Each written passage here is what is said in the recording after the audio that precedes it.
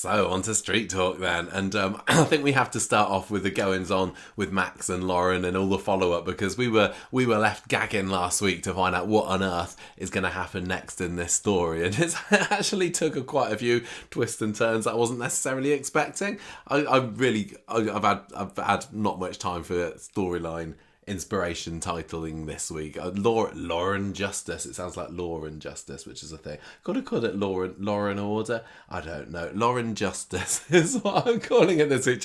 Blank stares from Gemma. Listeners too as well. Move on. We've got the Swarla, their pride story. That is back in full force. Things have moved forward this week for Swarla, and we are here after the Lauren story to chat about those developments. Now, I quite like this next one because Matty and Logan been going around giving people a load of warnings this week. It's like, you watch it, otherwise we'll duff you up. You come and tell Mason to get over it, otherwise, you skank, we're gonna rough you up. Yeah. Or to beat your mum. Yeah. You do this, or else. Right. They haven't actually really done anything. There's just been lots of warnings. So I'm calling this story the Warner Brothers. yes, I got a chuckle. Slight chuckle for Joe. If they actually follow through, you can call them the Duffer Brothers. Yeah, if they do duff people up, yeah, you're right. Up next, Dee-Dee Dee-Dee Oh, that's not too bad, that one. It just sounds silly. I called the Dee-Dee. I called the short on Monday, Dee-Dee up the duff-duff, which is maybe a bit of an EastEnders crossover, because she certainly had a bit of a duff-duff moment. Doof, wouldn't it? We know the difference. What, the difference between a doof-doof and a duff-duff? Yeah. What's the difference? Well, duff-duff's when you get pregnant, and a doof-doof is when something traumatic happens. South of... And if Mason and Logan, Matty and Logan come over, you get duffed up. So, you might do. Dee-Dee is next. Right, I tried these Ken and Cassie storyline titles out on Gemma earlier, and she wasn't impressed with either of them either. No, I'm not impressed. What I'm left with at the moment is Poison Ken Letter. I see. You're saying Poison Ken, let her. Yes.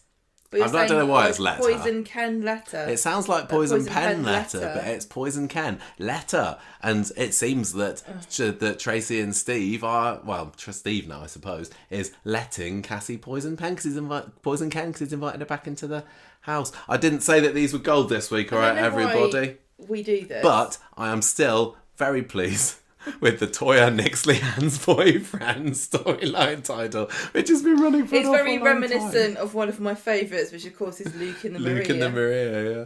Anyway, I don't think there's many podcasts that take a good 2 minutes and just announcing which stories they're going to be talking about and explaining puns. But sometimes I think my it would be puns fantastic. just If you need worked explaining. on a tabloid, you'd have asterisks all over the headline, just so you know, this is why this is funny. Yeah, just imagine. You might be I'd be doing the front page of the tabloids and there'd be these little footnotes underneath saying what I mean by this headline. Yeah, and the editorial meeting would just be people going, just let him do it. Just let him do it. If Terry Pratchett was a headline writer, that's what he would do, because he's full of asterisks in his books, isn't he? Little footnotes.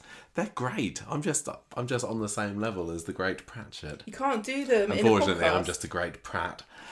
So, do you want to do the Lauren story, or would you like to swallow your pride and do the I don't hot mind action? at all. Whatever.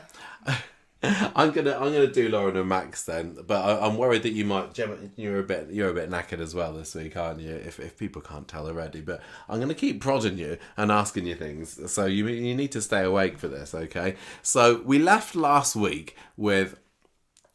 No, actually, Max confessed at the end of last week, didn't he? He's taken the rap for Lauren clonking Joel on the head with a brick, and we see in the beginning of Monday's episode him in his prison cell. She's got this letter, hasn't she? Yes, the confession letter from Max. I did not expect things to move forward quite as fast as they did. They moved at quite a lick this week, didn't they? They were in and out of prison faster than...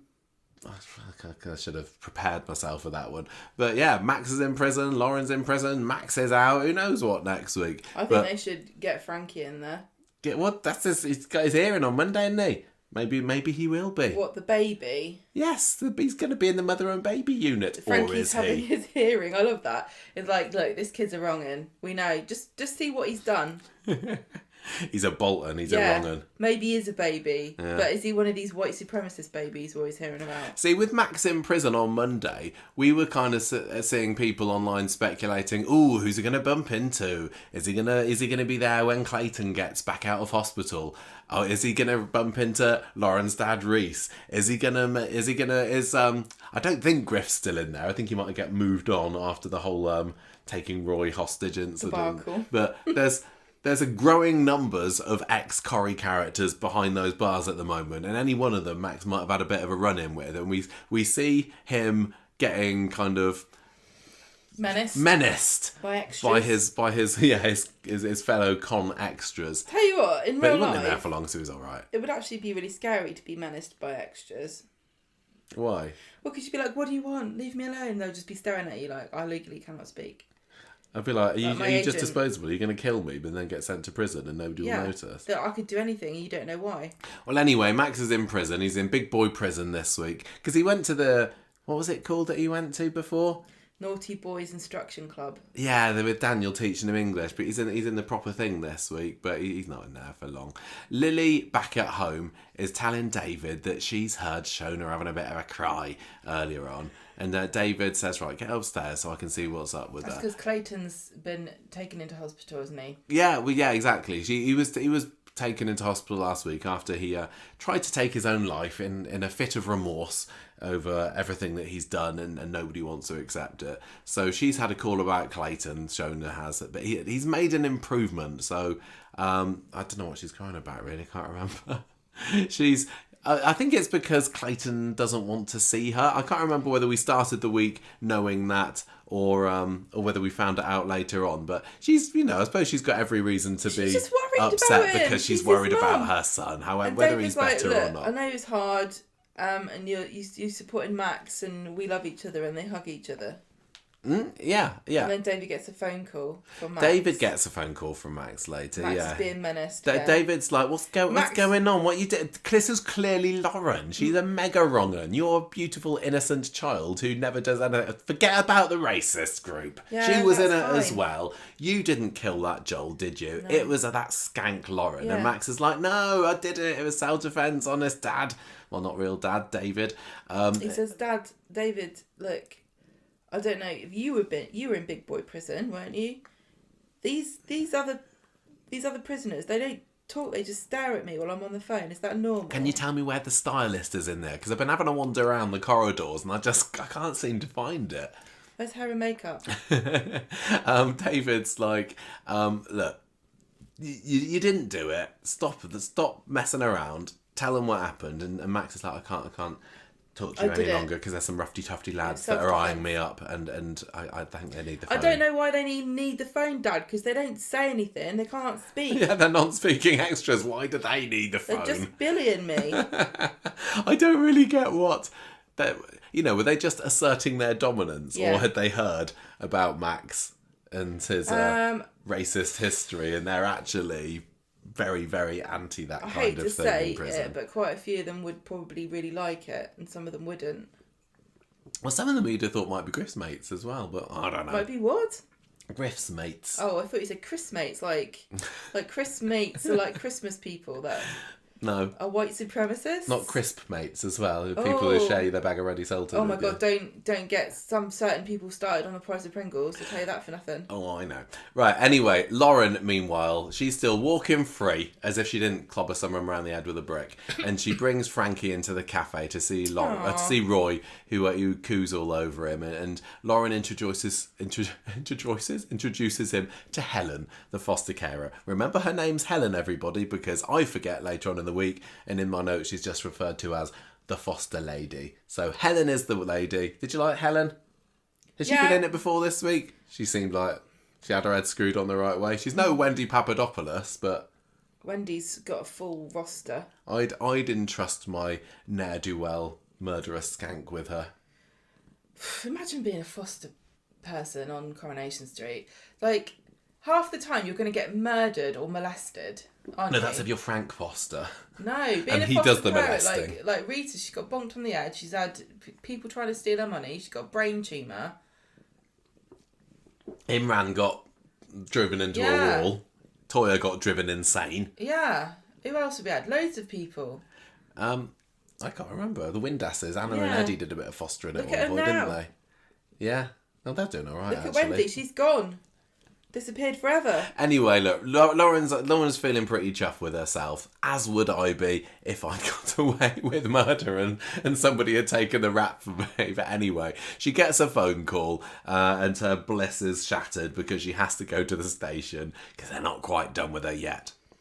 Meanwhile, back at number 8, Shona and David, I think they went to a house viewing or something, they said. That, Yes. But it was a waste of time because it was cancelled and they didn't find out before they get there. Anyway. Well, they're like, you're not moving there, are you? Oh, yeah. Aren't you going to stay where you are because you're the Platts and this is the Platt house? This is the Platt house indefinitely. You're not really thinking of moving, are you? You're just wasting our time. So this, no, that's all right. This is the woman who cancelled it, sent Shona an appointment, and she didn't get the email. appointment. Yeah, exactly. And Shona's like, oh, maybe it's gone into junk. And us at home are going, no, don't look in the junk folder. Well, actually do, because David deserves to be taken to task for all the manipulative behaviour he's been doing this week, doesn't he? This was just the tip of the iceberg. He's an utter git to Shona this week, isn't he? Yeah. I mean, I know he's saying, oh, Clayton's the wrong one because he tried to stab you and everything, but really the emotional manipulation is just as bad, isn't it? Well, she had, I mean... What a betrayal. We all knew that Clayton was a bad guy when he did that. David should be the person who's supporting Shona this week. David is emotionally stunted from being raised by It's Gail. it's all Hillman's fault, isn't it? He got driven into a canal. But yeah, seriously, we got to see a side of David this week that we haven't quite seen the same as for like 20 years. Oh, I don't know about that. Maybe anyway. So anyway, She yeah. finds So his email in the junk she goes to the laptop, finds the junk email, and oh, what a surprise! She finds the prison email there as well. Why is that in the junk folder? Yeah, and he's like at first, oh, it must have just gone in there automatically. And don't worry about it, it's fine. And she's like, I could have missed seeing my son here. He still is being very, very uncompassionate about the whole, everything related to Clayton. I'm gonna say, I still think inside he's got every right to be feeling this about the guy who murdered his wife, but I find he should be taking Shona's feelings into account a little bit more than he is. It is refreshing though just to see someone not care. Well, this is why I think this story is quite good for David, because he will just It's completely in his character do whatever it is to like not care at all about anybody but himself. But so David gets Nick around later on for some reassurance that he's done the right thing with all this email deletion. And Nick says, look, people's lives are at stake here. You are playing a very serious game, mister. Women, Gemma, you can confirm this for me, Okay, as you are one. Women are like sniffer dogs. They always get to the truth and always get back to bite you. Yeah, I'll bite you. Gemma does get to the truth.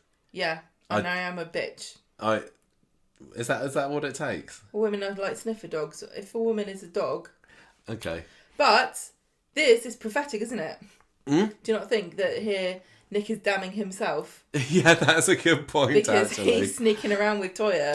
Leanne hasn't quite picked up on the scent guaranteeing yet. that Leanne's going to... I mean, we know Leanne's going to find out. Clearly. And it's probably now going to be at Ollie's memorial, isn't it?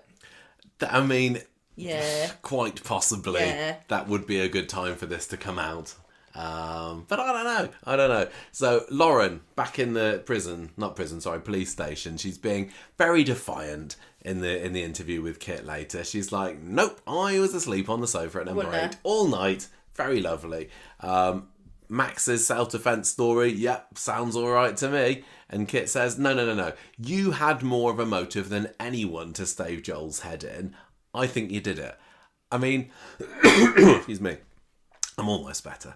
Do you think that Kit really had anything to go on here?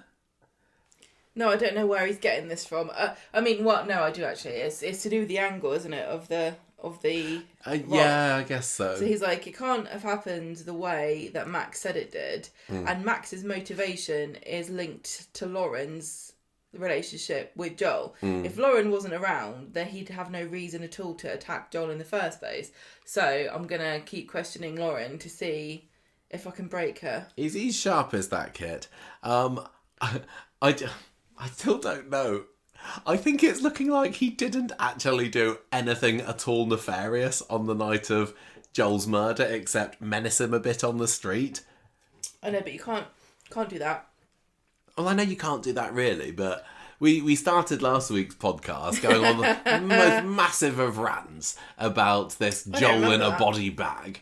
And we mentioned it a little bit on the bonus podcast we did this week. But for those who have missed out on the delights of listening to that, my current stance in the whole is there more to come in the Joel mystery is... No. Not really, no. No, we've got to let it go. And you know... The topic really blew up on social media over the weekend, didn't it? And I'm glad in a way because it proves it wasn't just us. I know, I'm the same. Like, if we've been the only people saying he was in a body bag, look, he was clearly in a body bag, and everyone was like, well, what are you talking about? No, he wasn't. No, I wouldn't want to have been the only ones saying it. All over, people were saying, hang on a minute, he was wrapped up in plastic, or he was in a body bag.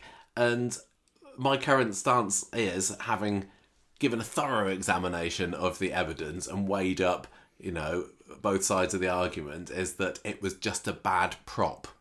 And that's a shame.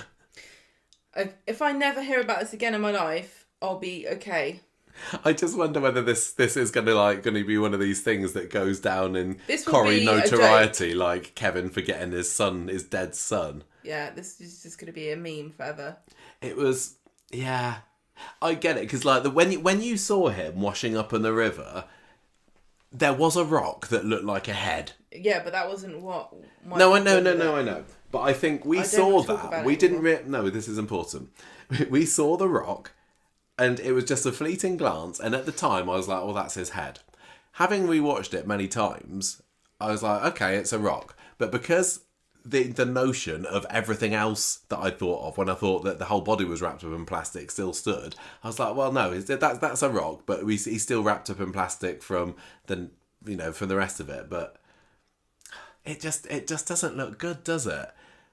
The jacket that he's wearing, if that's all it is, doesn't seem to match the jacket that he was wearing when he went over. You can't see much of a trace of neck or arm, although some people claim otherwise. The fact that so many people thought he was wrapped up in something when he wasn't, it looks like, clearly means that they've made a mistake somewhere. And it's not they forgot that they had him wrapped in plastic, it was just the prop wasn't good enough. They messed up. Yeah? Yeah. Gemma don't want to talk about this. I'm completely over this. I've spoken about it so much, I'm out the other side of it now. Yeah. I think it's a big shame, and I feel bad. I feel bad for the whole situation. I really, really feel bad for it, and Corrie's not said anything about it either. I saw somebody posting, maybe it was on Reddit, that they put a comment on one of one of Coronation Street's YouTube videos saying, "Hang on a minute, wasn't he in a body bag?" And apparently the comment got deleted. What did it say? Well, no, that was literally it. Somebody commented on the body bag in a video, and the comment got deleted. So I think Corrie doesn't want people talking. Sorry, Corrie, you can't shut us up. But yeah, you can't shut me up. No body bag. Lauren killed him. Kit's a saint. He's done nothing wrong. Just looked very, very dodgy. Well, he stole Nathan's... Maybe that's what they want us to think. Stole Nathan's papers, and he lied about... He lied about whether he was on Noble Street that night. But even if he'd said he was, he probably... That's the only outstanding problem with the whole story now is well, not problem, unresolved element, because... Ronnie said, "Oh, that bloke I hired killed Joel." Oh yeah, that was the other thing we were wondering about. Who was Ronnie talking to? And we had some people saying, well, clearly he was just talking to Ed then. He wasn't, otherwise they'd have shown it was Ed. And it turns out that it wasn't. It was his mate who said, nah. It wasn't Ed, because Ed would have reacted in a different way in another scene. I forgot which one it was. It was clearly I don't want to talk about it anymore. You were the one that brought Ronnie up. No, I know, but the whole thing... It's just a shame. It's just a bit of a shame. I still enjoyed the more you go on about it, the more sad it is. Okay. Let's move on. I think they all did a great job. I'm just going to pretend that the whole thing, that bit didn't happen. I still enjoyed the episode. Because I think everyone did a really great job and they should be proud I of think it. I think it was on the whole really well done, and it made me sad seeing a lot of comments over the weekend saying, that was the worst episode of Coronation Street ever. That's not what Coronation Street is. Well, I can see why people definitely who say, "Oh, it's not like Corrie, it's not like Corrie." Oh, but they're totally they have entitled a to point, yeah. Because that's why it stood out to me, and I think Coronation Street and soaps in general are having to do more things like this, where they're stepping out of the box a bit and they're making people not take the show for granted as much, and shocking people and making people talk, because we're missing these big water cooler moments now. Nobody watches television at the same time. They've ensured, Coronation Street has ensured that nobody watches Coronation Street together anymore, unless we're forced to, because they don't show it until a certain time of the day, like they did with the Joel thing, which we forgot to mention last time, but at least they put that on at 8:00 for everybody. And so they're going to have to generate buzz somehow. Yeah.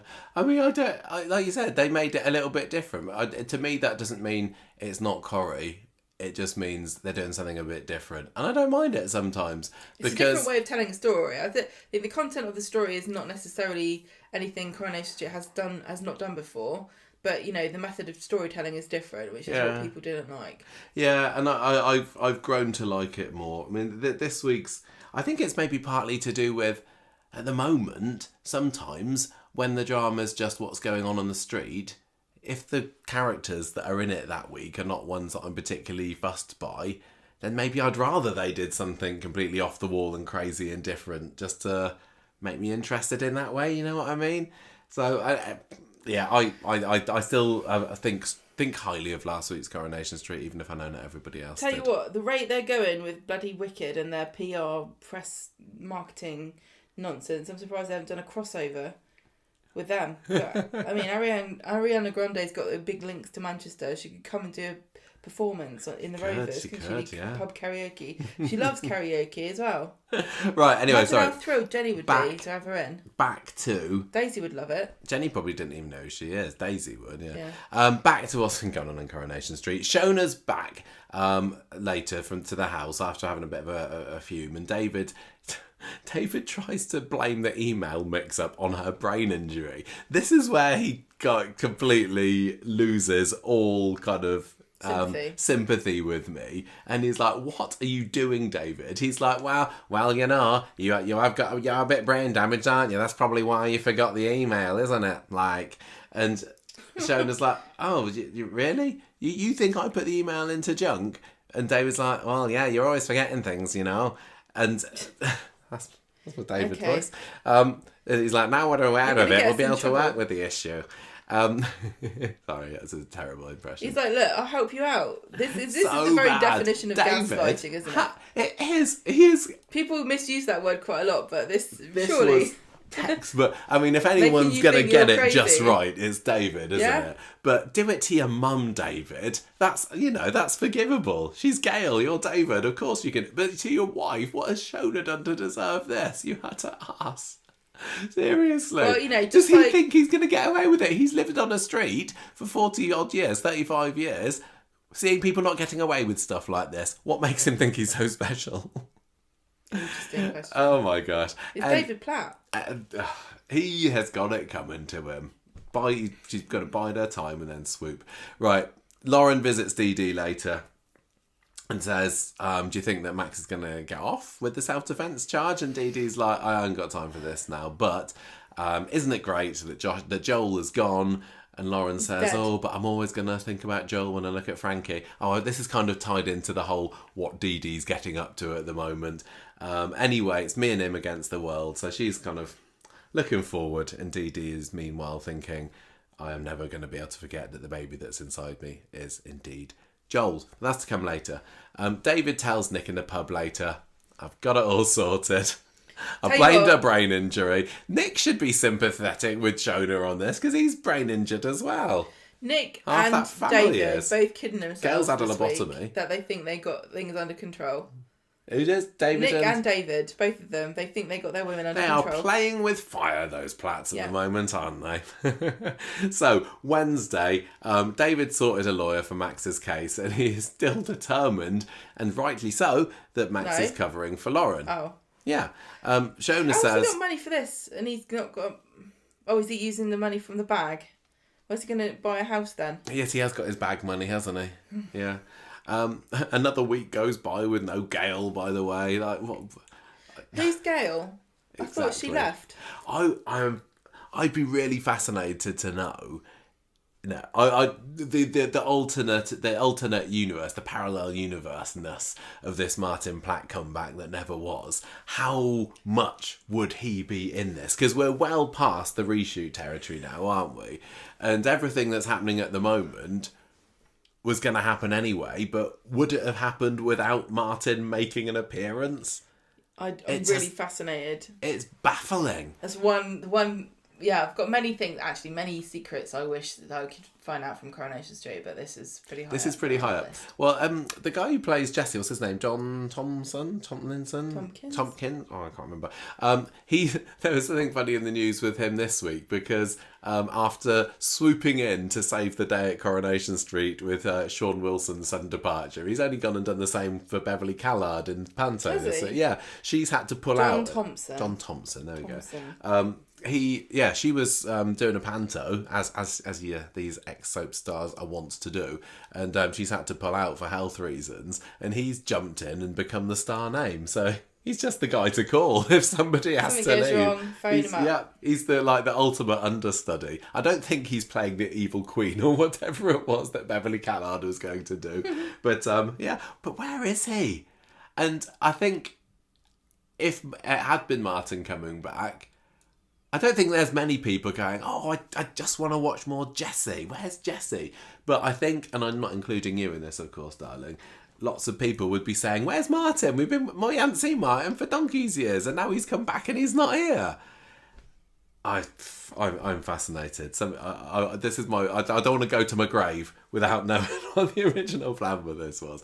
But anyway, I digress. So Shona is still with David, saying, I'm going to go and sit with Clayton today. And David's like, why? It's not like he knows you're there. And he flounces off. And then Shona gets a phone call. Ooh, what could that be? David, meanwhile, is out on the street with Lauren. And Max has refused to see him. And he tells Shona... What does he tell him? No. He tells Lauren. I've written Shona here, but Lauren makes much more sense. He tells Lauren that if Max tries to top himself in prison, it's all her fault. Kit comes in, breaks it all up, saying, look, police are investigating this, butt out, David. And David later receives a message from Shona saying that Clayton has woken up. And I was like, oh, we're going to see Clayton again. Nope. Still refusing to see her. I think that maybe Gail, Jessie and Clayton have all been locked in a cupboard somewhere in Media City. I think that's the only explanation. It's like, these characters are surely supposed to be in this story, but for some reason they're just not appearing on screen. No, they're all in Weatherfield South. You were pondering about Weatherfield South on Twitter this week, weren't you? Because the tram stop is called Weatherfield North, which implies the existence of Weatherfield South. Well, don't we know Weatherfield South exists? Isn't that where the rival donkey sanctuary is? True. Yeah. It's an idyllic place. Don't you think? Everyone's happy there. For sure. Yeah. Or they're so depraved that they can't show anything they get up to. Yeah, they're the post-watershed Weatherfield. You can't see it. Raunchy. Too racy. Anyway, so Clayton manages to go through another week without making an appearance, but we find out that he's woken up and he doesn't want to see Shona. And I kind of missed this. I had to rewatch this, and I saw some people online a bit confused about this as well, because Shona's saying, I need to go and see Clayton. And then before you know it, she's back on the street again. But what some people missed, and I missed, is her saying that Clayton has refused to see her, right? Yes. Because he's under the impression, because David said as much, that she doesn't want to know. Yep. I mean... I would have thought Shona would just barge in. She's quite good at doing that sort of thing, isn't she? He's probably He's probably got guards on the door because he's a prisoner. Yeah, maybe. But Shona. Well, just imagine the guard there going, oh, never said nothing about people going in. Anyone can go in. It's just they can't come back out again. I'd still It's not my job. If I was Shona, I'd still take my chances against an armed guard because I think she's pretty impervious to bullets, isn't she? She's seen off one gunman once. Exactly. Has she got like a metal plate in her skull? I wonder. Ting, ting, yeah, exactly. Maybe like a Jedi. If you shoot her, she can deflect it back at you. Yeah, maybe. I don't know. But she's decided not to take the risk today. And she's back on the street. She stops Lauren and the foster lady called Helen. Exactly. Helen. And she is not pleased to hear that David has been telling her all about Clayton as well. I just think of Mr. Brittas. Mr. Brittas, Helen. Exactly. Lauren asks Shona to let her know if she hears anything about Max. Speaking of which, he's there in the prison talking to his solicitor. And then she's like, why did you refuse to see your dad earlier? And he's like, well, he just doesn't believe me, so I don't want anything to do with him. Thank you very much. Anyway, they get talking about his case and how pleading self-defense isn't as easy as you might think. You can't just say, he was attacking me, so can you let me go, please? His story needs to be completely watertight, which it clearly isn't. No. The whole rock angle thing is enough to raise a few eyebrows among the jury. And Max is... You can tell just he's making it up as he goes along, and he's just like, oh well, maybe he turned his head, and that's when I hit him. The thing is, it's not completely 100% implausible, is it? That this is what happened. The thing is about it, there are loads of like mysterious unsolved cases where things have happened. And the solution is going to have to be improbable in some way because the evidence doesn't add up. And the police are usually quite happy to kind of tie things up in a neat bow. If somebody's saying they did it... I mean, I might, if I were working for Weatherfield Police and not I would dare tell them how to do their jobs or anything, I might be seeing if there's any footprints that might belong to Lauren up there, perhaps, or any fibres from her clothes or any lovely long blonde hair or anything, really. I'm sure it wouldn't be too difficult to find out whether she was there. Or just look at last Friday's Curry on ITVX if you want a straight away answer to it. Well, they're like, look, you don't have to convince anyone but the jury that Yes. you're the one that did this. Yeah. But, if I was Max, I'd just be saying, I don't know what to tell you. I hit him on the head with a rock. I don't know where he was looking. I was fighting for my life. I wasn't paying attention to the direction he was facing. I just wanted to get him off me. Mm. You might think, I forget, I was going to say he might be acting a little bit more, oh my God, I killed somebody, but it was a month and a half ago. Yeah. Maybe the other thing about it too is that the fact that I think one of the problems he would have come up against if it hadn't shaken out the way it did is that the fact that the wounds on the back of his head completely undermines his idea that he was doing it in self-defense, because the only way to hit someone on the back of the head is if they're not facing you. And if they're not facing you, it feels like you're not in imminent danger. No.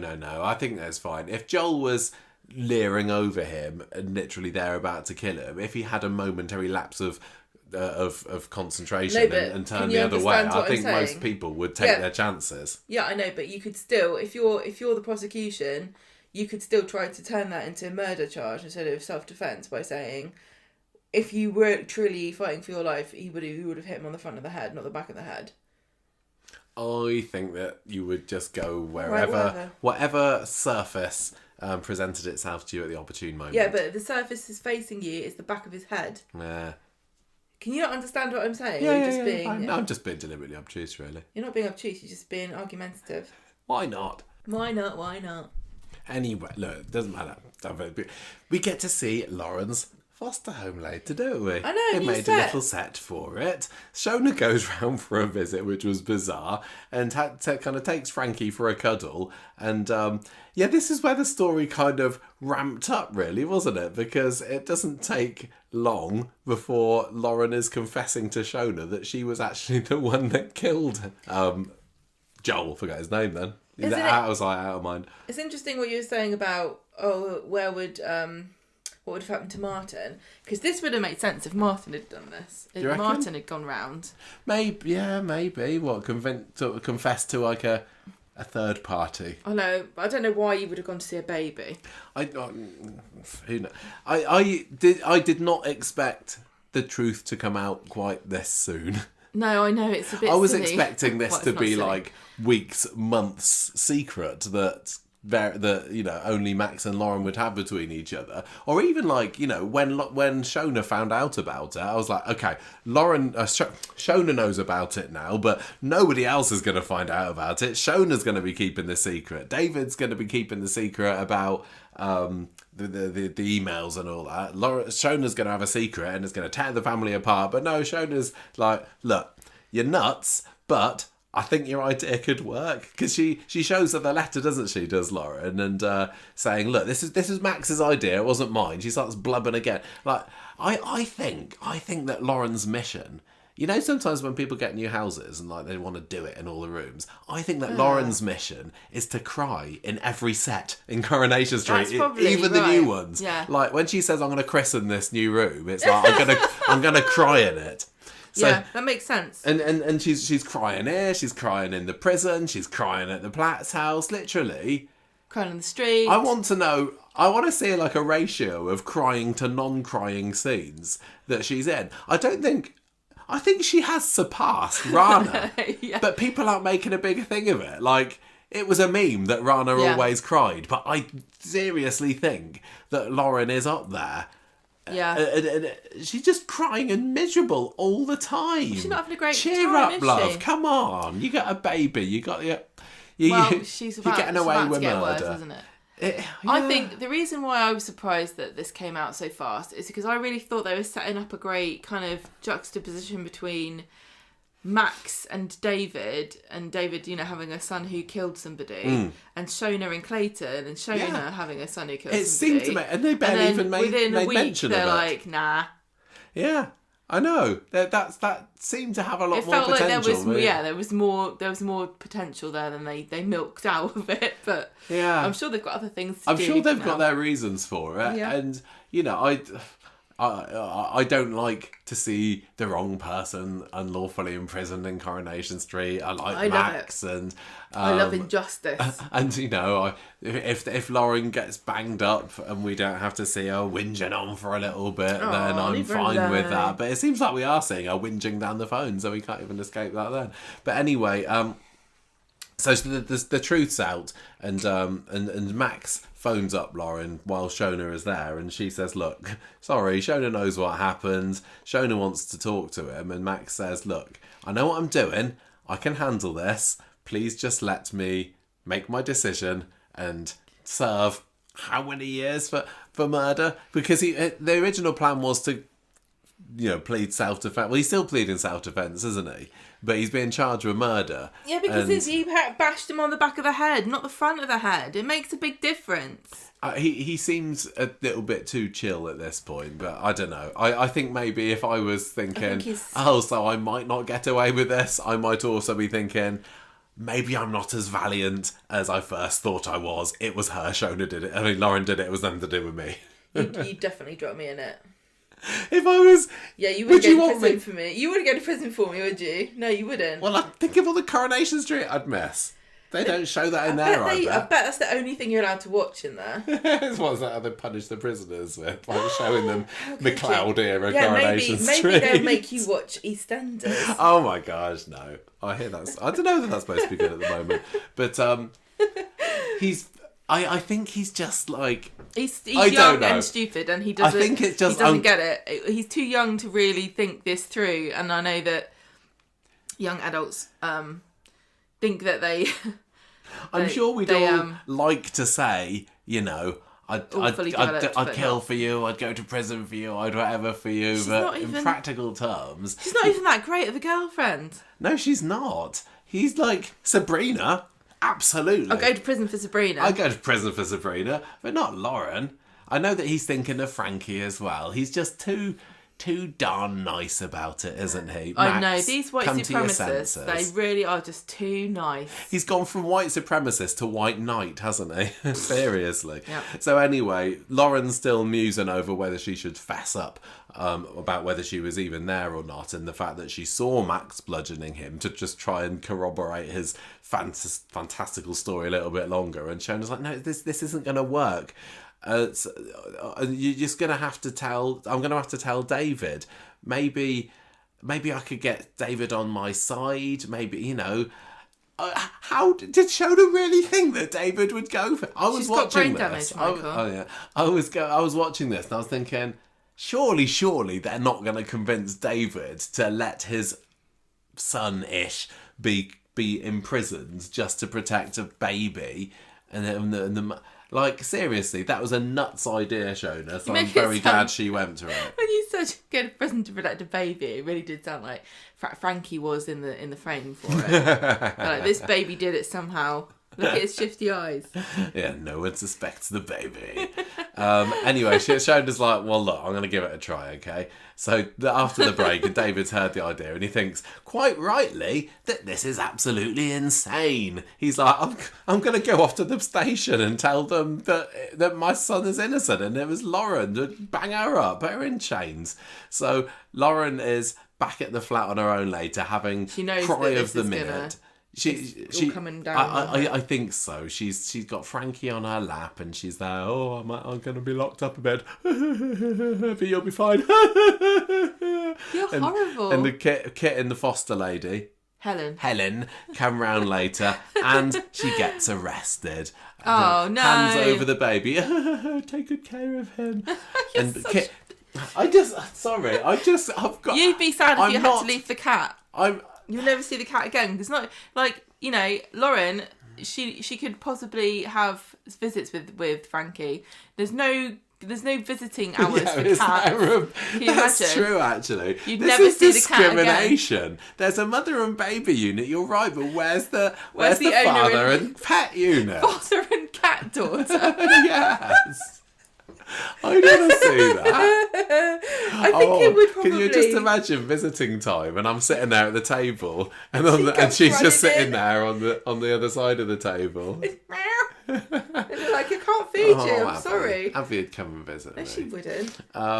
Seriously, anyway, I'm not an unsympathetic person, but there's only so much of Lauren's blubbing that I can take. Well, she's sad. Get over it. I know, but Kit drags her away. Yeah, exactly. And Lauren's told Kit, yeah, fair cop, I was at the bridge. I lied because I was scared of going to prison and losing the baby. But I did see Max. I definitely saw Max kill Joel. Though, and Kit's like, well, actually, I think it was you that did it. Actually, and she says, no, it was Max, like he says. And this is when Kit hands her a copy of Max's letter. Max, you dumb idiot. Oh yeah, because Shona had taken the letter to show David, hadn't he? And David went, I know, I'll do this. Hey, here's the evidence. Later on, she's confessed. What is that accent? I don't know. She said, I only went through this as it was Max's idea, and Kit's like, well, you're both. Yeah, you're both in trouble. You're both in trouble now. Perverting the course of justice. But for now, we're just going to charge you with murder, if that's okay. So there we go. I think they should change that. I think that's kink shaming. Perverting the course of justice is kink shaming, isn't it? Why? We're not supposed to do that anymore. So Max gets home at the beginning of Friday's episode, and it's funny how quick a turnaround can be, can't it? Like, I thought that sometimes it takes a little while for them to do the paperwork. Well, Nathan's still in prison as far as we know. As far as we know, Nathan, who definitely... I don't know whether he is. I'm not sure, Even like... They don't even care. Did Roy get out pretty quickly once it was clear that he didn't do it? I think he was out the same episode, actually, wasn't he? And what about... Oh, no, don't worry about it. Okay. I was just thinking about Colt Man, but he's... Colt Man is still... Well, he got a shout out this week, didn't he? Tracy comes storming into the cafe and says, "I hope you're going to be there to give evidence at his court hearing." So I'm still mad. Watch this space for Rowan's grand finale. We never got Leanne changing her name to I know. Something little bit flowery. of unfulfilled potential, but I think that story had a good run. I thought it was okay. I quite like. I know lots of people hated it. I know. I enjoyed it. We can talk about it next week when he turns up or not. Or whatever. Anyway, Friday, as I said, Max is home, but there's no time for celebrations because Lauren is now in prison. And Shona's like to David, we really need to tell Max that we dropped Lauren in it because he's not going to be happy if he finds it from someone else. And so Lauren's on the phone to Roy later. We just get a little scene there. having a bit of a cry down the phone, I expect, and says, look, just keep an eye out on Max and Frankie for me. I'll phone you later, okay? I can't remember what Roy said. It was like, phone me any time, as long as it's not between the hours of 8 and 5 or something like that. So, foster lady... Helen is at number 8 later, telling David and Max that Lauren's applied for Frankie to come into prison and be in the mother and baby unit. So this is what we had the whole story of that with Fizz when she was in prison about 15 odd years ago, didn't we? And there was the other skanky prisoner who was hiding drugs in the baby's cots. Do you remember that? Shouldn't do that. So anyway, that's how babies end up getting arrested. It's and it's quite nice actually, or not too bad. But then Kit comes a knocking. Well, and he's like, I thought it was super telling and kind of sad at the sort of things that Helen must see on a daily basis. That she's like, compared to some of the slums that these women live in and try to raise children in, prison is actually really nice. Yeah. That's horrible. But it's no number 8 Coronation Street, I'll tell you that. Kit comes round and he says he needs Max down the station. He's got a lot of explaining to do. So he has his interview. He's refused a solicitor. He's like, look, let me tell you exactly what happened. Blah, blah, bang, bang, bosh. He was bonked on the head. End of story. And Kit says, you pervert! Basically, it doesn't take long for it to all come out that Lauren didn't actually hand herself in, which is what Max has gone into this interview thinking. Yep. You're a pervert of justice. You're both going to be in trouble. Yeah, Kit says, I got your letter, actually, so what are you going to do about it? You're both in trouble. Max gets home and he is clearly not impressed with David and Shona. Like, you know, on the one hand, my plan didn't go quite as I thought it would do, but, you know, it's kind of nice that Lauren turned herself in to save me. And then he finds out it was his family that betrayed him, and Lauren still doesn't care. They did the right thing. Yeah, of course they did. I would hope that in time he might forgive them for this. I bloody hope. He's such a twat, isn't he? So David says, look, you couldn't sacrifice your life to save Lauren. Lauren's not even been in it for long enough. This is what David's like. David, he says, look, Max, you're a legacy character here, guy. You're in the Platt family. You can't just be throwing your life in prison away just for the latest a character blonde that's chav. Been in it for 2 years. Yeah. You must be kidding me. Yeah. Well, have you seen how long her contract is? You don't even know if she's going to be in it next year. You got to think the long term. Like me, I've been here for years. I've done all kinds of stuff, but I get away with it because I look at my contract before I do the script. Exactly. If you want to get yourself a girlfriend, Max, pick yourself somebody who's steady, who's going to be in it for the long run. Go out with someone like Amy. Go out with. Asher, go out with Mary.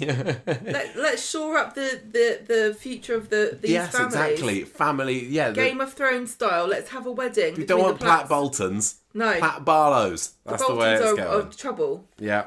So anyway, Max is not in the mood to hear this, unfortunately. No, he doesn't find it funny like we do. He storms off and goes and sits in the cafe, and it's a moodily lit cafe. Roy's there offering a listening ear and saying, well, look, Shona's determined to do the right thing for you, Max, and Lauren. This is why it's happened. You can't be a pervert of justice. He says you cannot be a pervert of justice. The justice system should not be undermined. And Max is like, you got thrown away in prison yourself earlier this year. But Roy is like, no, the law's the law. Law's the law. And Max, and also Lauren, you know, she got me in trouble. Yeah, Max has another cry and says, I just can't imagine Lauren being in prison. And Roy says, well, look, she's supposed to be calling me back later. Maybe you should stick around and you can have a chinwag with her. So she calls up later and Roy passes the phone to Max and she's like, oh, I should have fessed up from the start. I mean, don't blame David and Shona. This is the right thing. I miss Frankie. Michael. It's true. Go on, Bennett. I know, but you can't complain about a mother crying that she can't see her baby. Oh, I'd give her one tear, but you know, she's being told to cry, and she's doing a bloody good job of it. Kate Fitton is a master crier, but I just don't if you're need to see right, it can I just say, much. if you're a Coronation Street actress, and they say to you, "All right, love, we're just sorting out the stories coming up. Are you a good crier?" Just say no. Just say I'm like the Prince Andrew of crying. My tear ducts don't work. Yep. Since the Falklands War, I've been unable to cry. So don't even try me on it. Yep. And you'll be released. You're dry. I'm drier than Sahara. Yeah, I was thinking of saying a bit more I'm dry as a unsavoury rich there. tea biscuit. I'm dunked. Yeah, it's not good for you. If you're a crier, you will get misery thrown at you. They probably just have it as a standard on the audition now, don't they? Yeah, can you just cry for no reason for a minute, please? Yeah. Anyway, Max goes back home and tells them that Frankie... Oh, yeah, because, sorry, I forgot to mention this bit. Lauren asks Max to look after Frankie if she doesn't get him in the prison. And Max goes back home and tells David this is what's happening. He's not asking. He's like, Frankie's coming to live with us, actually. Get your own flat, then. And David is somewhat taken aback by this. So... Well, he's like, you can't just have a baby. This is a very big commitment. She's not even our family. And silly Max says, well, we're the closest she's got. Kind of. I suppose The rest her of the dad family's can't in prison. look after him, can he? Helen seemed quite nice. Yeah, but Helen's a foster person. She's not going to look after him, is she? I don't know whether she's like... She must have a special, set up for mothers and babies. And if Lauren's not there, what's the point of her looking after a baby? It's one thing to look after a baby. It's another thing to have somebody who's looking after the baby while they live in your house. I mean, Helen's probably like, I don't even like kids, to be honest with you. We're not necessarily the biggest fans of baby storylines and characters having babies, Well, this and that is just fine becomes though. them. This is more interesting. I'd kind of maybe like to see Max as a parent, possibly. I just think he's so naive, this poor kid. I know. I look after a baby. It's not a sack of flour. No, it's not an egg. No. It's Noisy and smelly, and you're going to get annoyed with it. And also, she's probably got loads of... poor Frankie's probably got loads of medical problems. If this Frankie is anything like his mum, Crying. she's crying all night. Crying. But I'd say hold him over a bucket, and then you can use the tears for some kind of use. Like flush the toilets. Yeah, it's very With environmentally baby conscious, tears. isn't it? Yes, baby tears. That's a good swap. When the Southern Water sends you the bill and they're like, if you could thought of some ideas for like not using so much water, you pig. Baby tears to flush your toilets. There we go. Just an do idea. you think that the fact that this this option is being put on the table here, is this going to mean that Lauren isn't going to end up being able to take the baby, or do you think she just will? And it was it was a bit of a climax for climax's sake. I think now they've said it, it feels like they're going to have at least a few scenes of them. But what's the unable to cope? I think that she's. Why wouldn't they give her the baby? I know, apart from all the crying, she's not that unstable, is she? Just because she killed the... I suppose, in the world of Coronation Street, they'll think of a reason for anything. But yeah. I honestly think that it would be a bit heartless, unnecessarily heartless, to not give this poor girl her baby in prison. Not letting you see your cat. So if I didn't kill a cat, why shouldn't I have my cat with me? So, will Lauren get away with this? She's done completely illegal? Is it forgivable? I don't like to say this very much because I do feel like we say this a bit too much. But my main question here is, and I'm not trying to be flippant. I am genuinely asking, even as somebody who's like this storyline, if Lauren does go to prison for this, who cares? Harsh. There are some Lauren fans out there. I'm just asking who cares. And I'm not trying to be mean, but I'm just pointing out the fundamental flaw of this story is that it's built around a character that hasn't been in it very long and a lot of people don't like. I don't have a problem with her. I would be, oh, that's sad. It seems unfair. Because she really, I feel the same way about her killing Joel as I do about Yasmin attacking Jeff. You can only push somebody so far. I don't know if it is a crime or not. I don't know. Well, no. Well, I showed you this earlier. We did a little bit of research on this. I used ChatGPT, which is, where I go for all my best legal advice at the moment. And I put a little query into ChatGPT describing the situation. And it seemed to think that, I can't remember what it said now. It said, don't worry about it. You'll be fine. I think it said that it's, you might be able to convince them it's not murder. It's manslaughter, but equally a jury or a court might see that what she's done was understandable in the circumstances. Was that kind of the general gist of it? I asked whether she was likely to walk free, And my legal advisor, ChatGPT, said, no, a custodial sentence is still quite likely, but it could certainly be reduced for quite a bit, given the mitigating circumstances that she clearly thought that her friend was in quite deadly danger. I like the way you wrote to this ChatGPT. You're like, say someone's got a friend I know. who's classic, someone isn't with it? in the wrong Just saying, I'm going to have OpenAI. They're sending the police on the case as is. Just out of interest.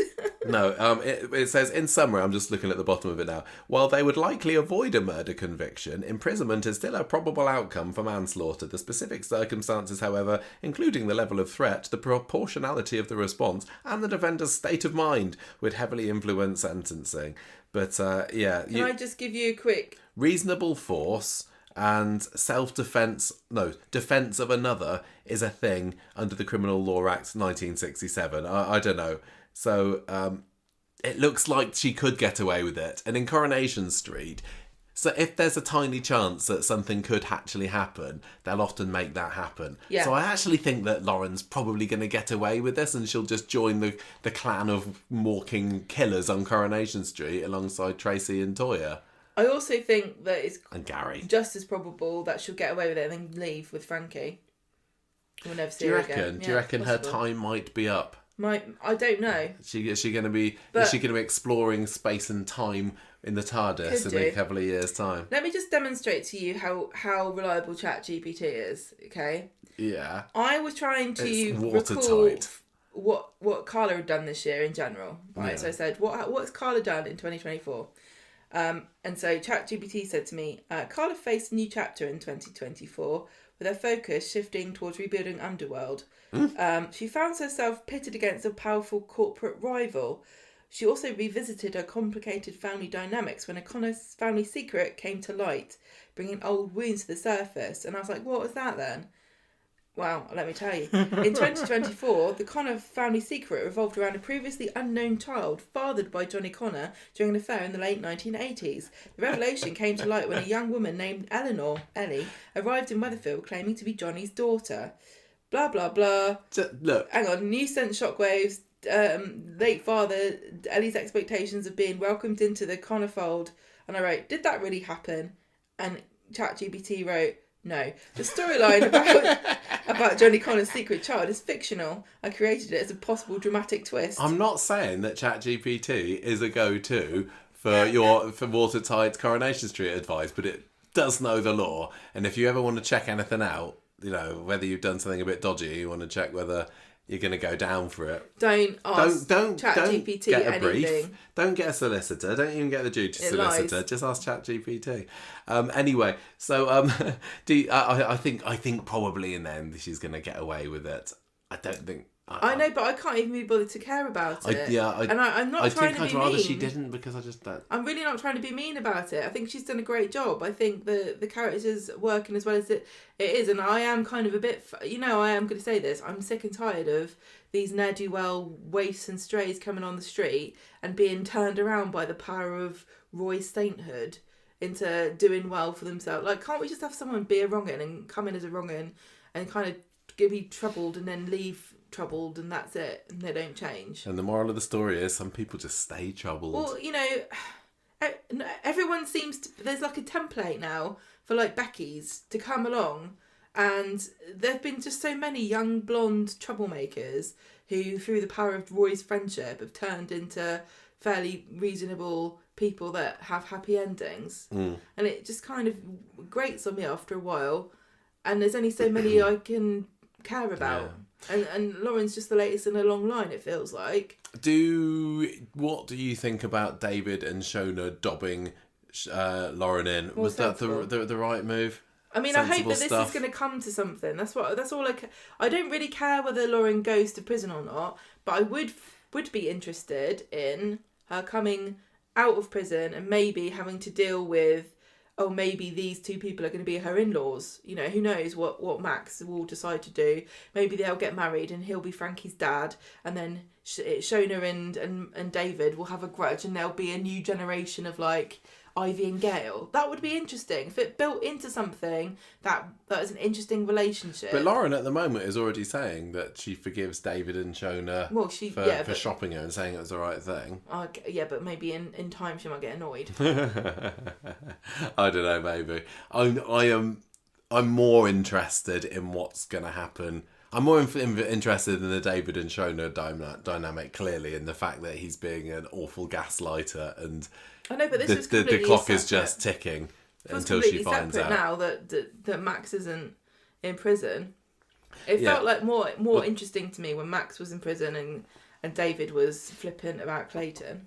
I hope that we do. This kind of proves David's point in a way, because David's all high and mighty, like, oh well, you won't catch my son killing people. Yeah, he's right, actually.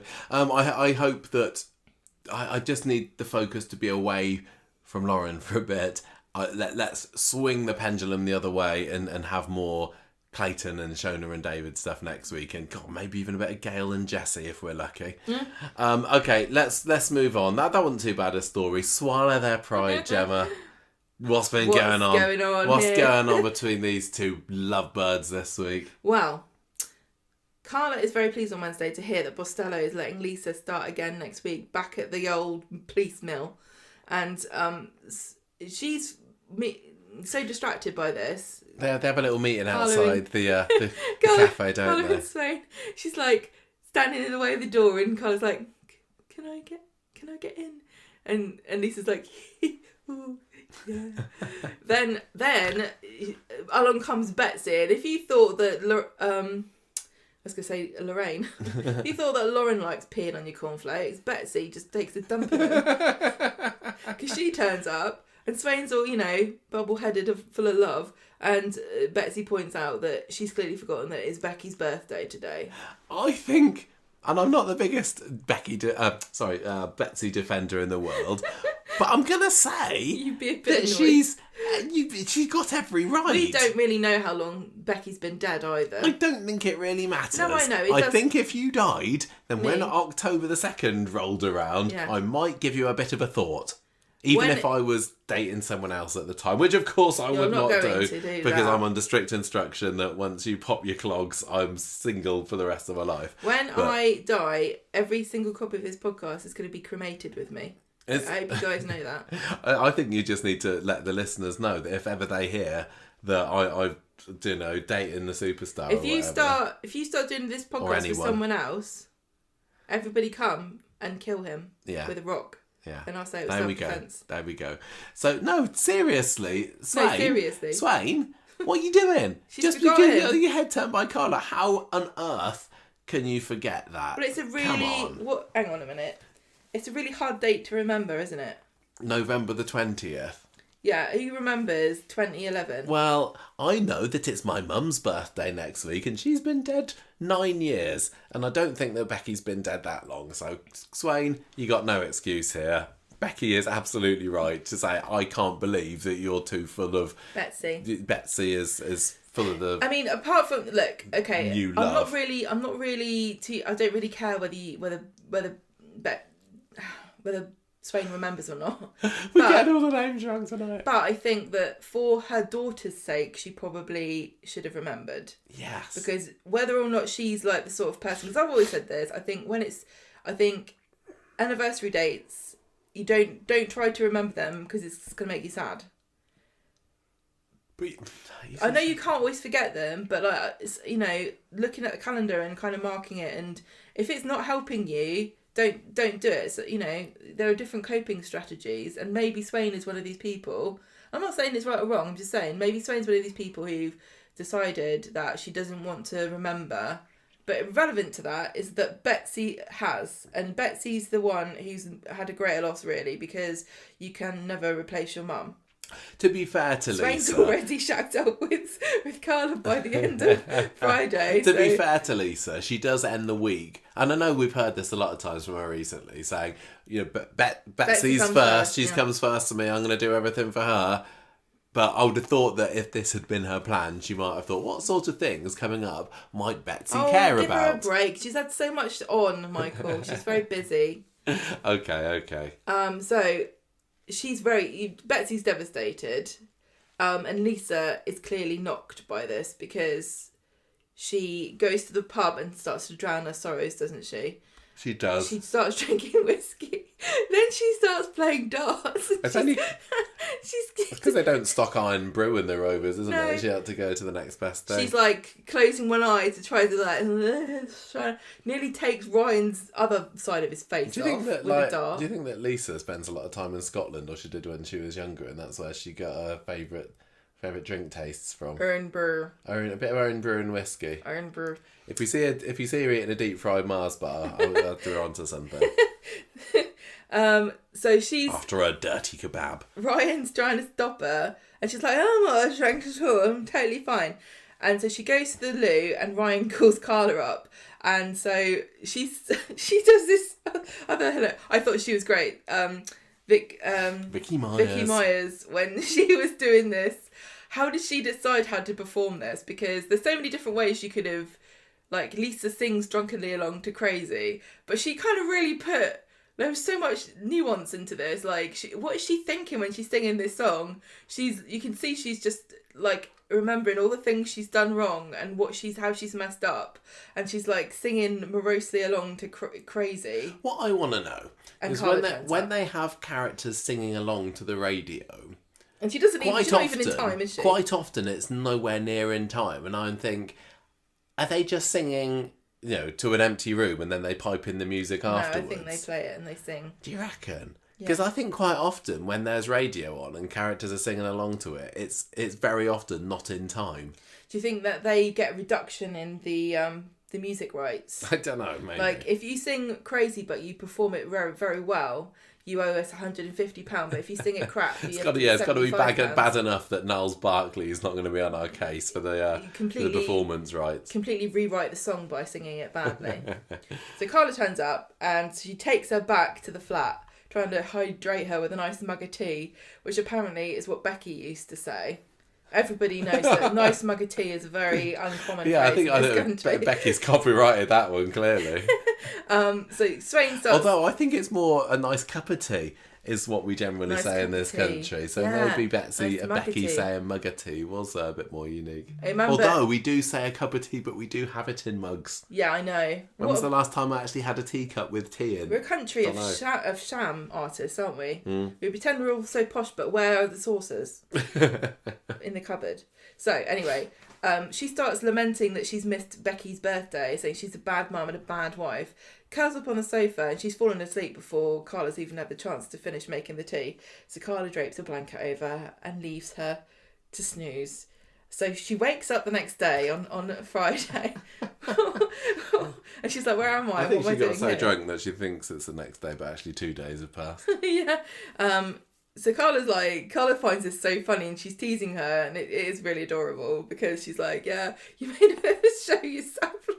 You were singing, you were throwing darts in people's faces. So she has a shower and she's sort of wandering around wearing Carla's clothes at various points. Different clothes. We've had a problem with this in the past on the podcast. This has just opened up a memory. A problem? Yeah, the idea of people going around each other's houses and just picking up whatever dressing gown seems to come to hand. You shouldn't pick up a random dressing gown. Don't wear someone else's dressing gown. Yeah, it seems to be a common thing that people do.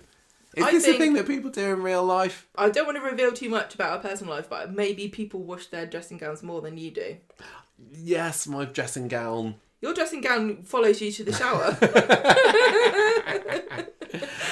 Waits outside. It's a personal item, isn't it? Yeah, I think... I wouldn't like the idea, washed or not, of anyone else.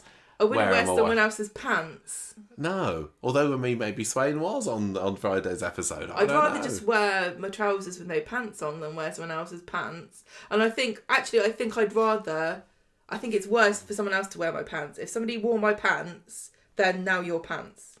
Yeah. You don't need to bring those back. You can have those pants. I just think it's very...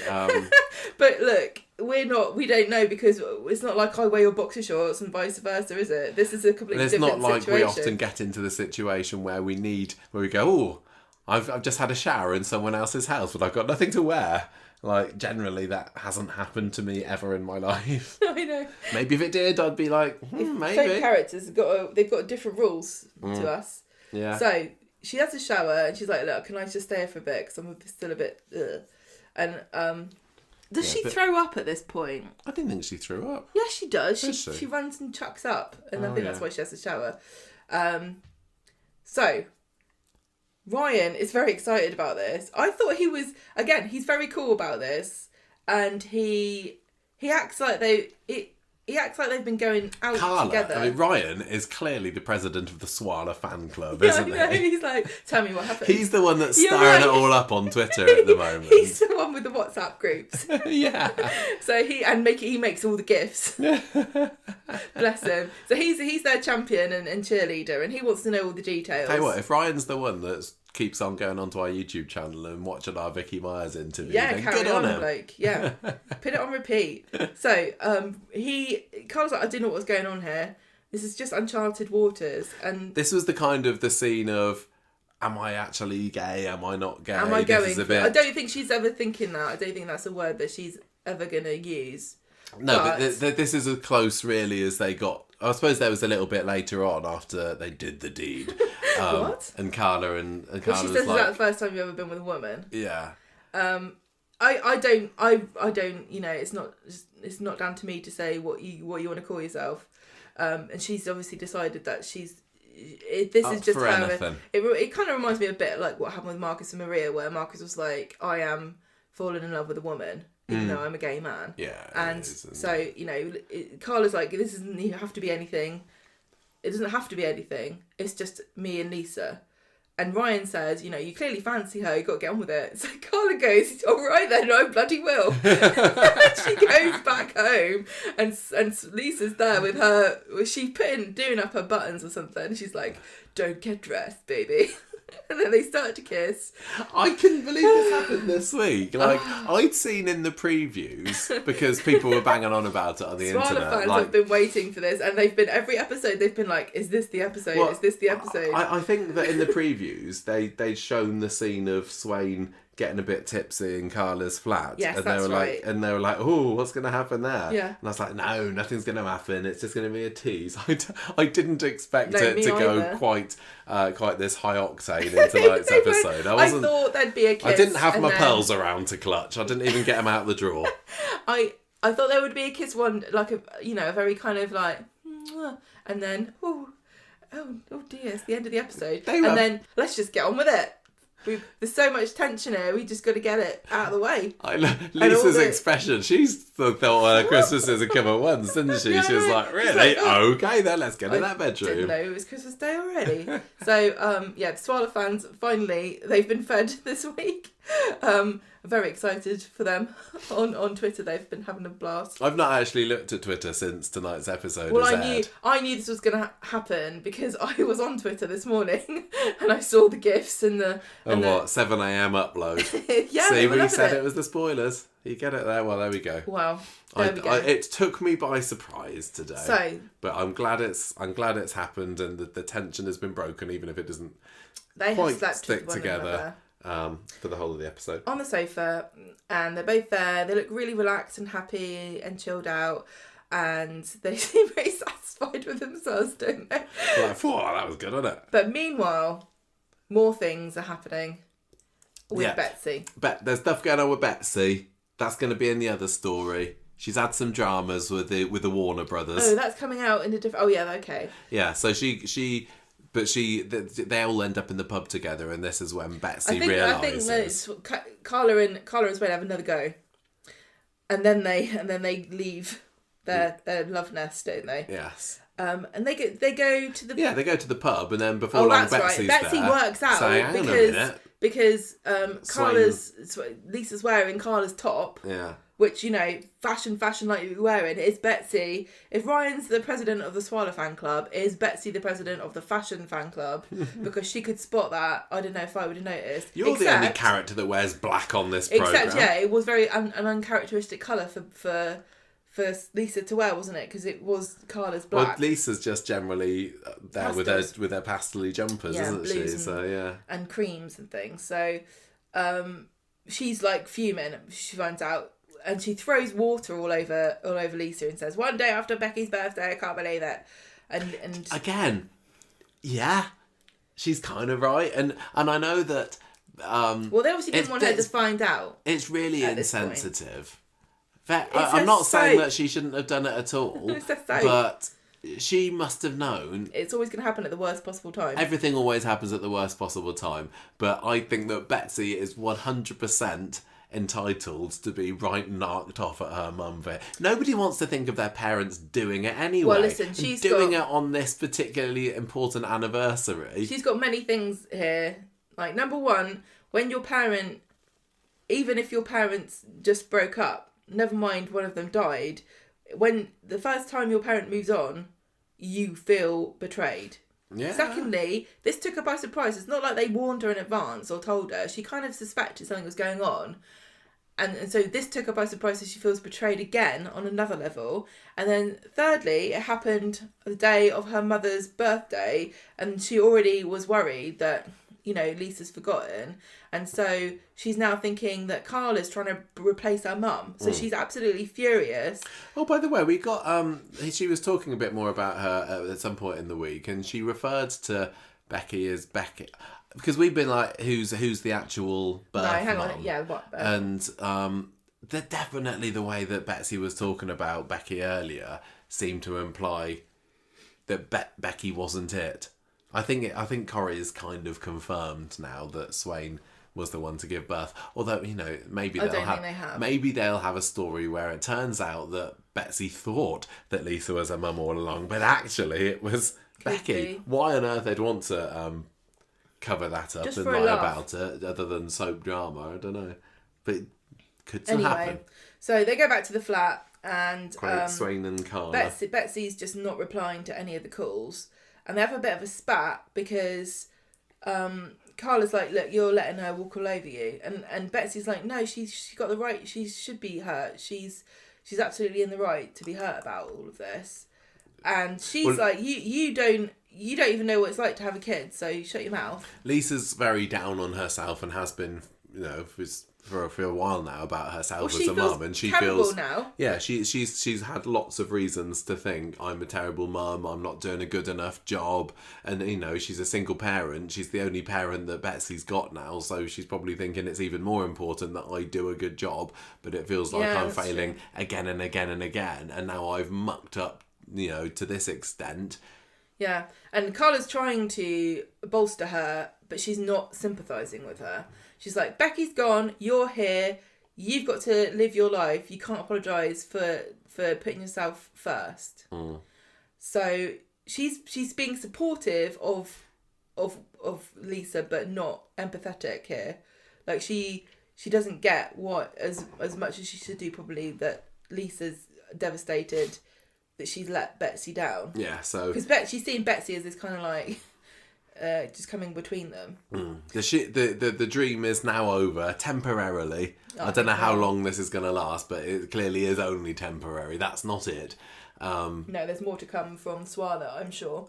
Yeah. They're making the fans wait. So Lisa storms off to try to find Betsy, and so Carla goes. She tells Ryan what's happened. Goes bobs off to Sainsbury's, and she sees Betsy on her way back, and she's trying to. It's funny because she's really. I kind of love Carla for this. She doesn't try to make friends with Betsy or, you know, placate her or apologise or say, I know how you feel. I'm really sorry you found out like this. Your mum means a lot to me. I want to be your friend. I think we could get on. I'm so sorry about your mum. No, she's like, you got to grow up. Your mum's dead, and I want to get with Lisa. Like, well, she does say, look, none of this is fair, but you know, you've got to move on with your life. And I think because there's so much water under Carla's bridge. She's had so many husbands die. She's had, you know, she's miscarried a child. Did her mum die? Was she the one that died, drowned? Yeah. Was she the one that ran in front of the car? I lose track of all those cars. No, that was Johnny. I think that was Johnny's wife, wasn't it? Maybe, yeah, but is that? I don't know. No, her mum does die at some point when she's in the show, because Rob comes and talks to her about it, but her mum was very neglectful. Okay. So she's probably another thing about this is that she's had no model about what a good mum is. And so she sees Lisa and Betsy together and she's like, okay, well, my mum would have just told me to snap out of it. Because she was really abused when her and Rob, when they were kids, they were proper abused. Like, their mum used to sell drugs out of their pram. Oh, really? So Carla's got no template for what a loving family life is. It's not like she's not seen them on the street, though. Well, she wasn't even any, like, when she and Peter got together and Simon was young and Peter tried to make them play Happy Family, she couldn't even do it then. She's, like, not interested at all. She doesn't really care about children. She's not geared up. Well, yeah, and she sees Betsy as being grown up enough to have these frank conversations. Well, she thinks that she's emotionally mature enough to have a woman come and say, yeah, your mum's shagged me now, so get over it, your other mum's dead. But it doesn't really work out like that, does it? No. She's not being very tactful. Betsy says to her, my mum never even thought of being with anyone else before you came along. But Carla's trying to say, look, she deserves happiness. She's got to move on. You both got to move on because your mum's not coming back, which is really harsh. It is true, a bit, yeah. But not what is not going to help. No, especially the special anniversary week. But I am going to give Carla a break here and say that I think she thinks this is tough love and it's what Betsy needs to hear. Because I think also she's given herself a bit of a benefit of the doubt here, or she's hoping that Betsy will, because she's been a champion of Betsy. She's supported her even though she was being blackmailed. But she gave her a job, she was letting her sit around in the office when she should have been working. She helped her mum buy festival tickets. She kind of feels like, have I not proven myself to you at this point that I'm on your side? Can't you see that this is for the best and you can't just grieve forever? But Betsy's too emotional and young to really want to hear it. I think that we'll probably have at some point Carla doing some grand gesture to, I don't know, save Betsy's life or something. Or is she going to save Lisa's life? And they're going to be happy families, aren't they? Maybe not by this Christmas, but Christmas 2025, Lisa, Carla and Betsy around the turkey. Watch this space. I think this dynamic is very interesting because initially, when we were kind of seeing the beginnings of the Swarla relationship, it did seem like Betsy was telling her mum to get on with it, saying about spaghetti's straight till it's boiled or something like that. Oh yeah, she did. So she was kind of almost in a teasing, kind of saucy way, like going, encouraging I don't mind if you do that. So, and she really liked Carla before, but now maybe reality is staring her in the face. She doesn't like it because she also, she points out, like, you can't replace my mum, so don't even try. And but I do think this dynamic could be very interesting, whether or not, I think it'd be more interesting if Betsy just doesn't forgive her mum for and Carla for years, and so you end up with this situation where they are trying to play happy families and they're all living in Carla's flat, and Betsy's just like the snake in the grass who's constantly undermining Carla, because Carla works really well as a character when she has an adversary. And a lot of the time that adversary is the accounts at the factory. Oh, you know what I mean? Betsy could be a good... It'd be really fun to have like a snake in the grass. Or and you could also... Because Carla's very brisk and blunt. And she's not there to make friends. And I can see her not really putting herself out to try to make friends with Betsy after a certain amount of time. And so that could be really good. The mischief that Betsy could make here could be quite interesting.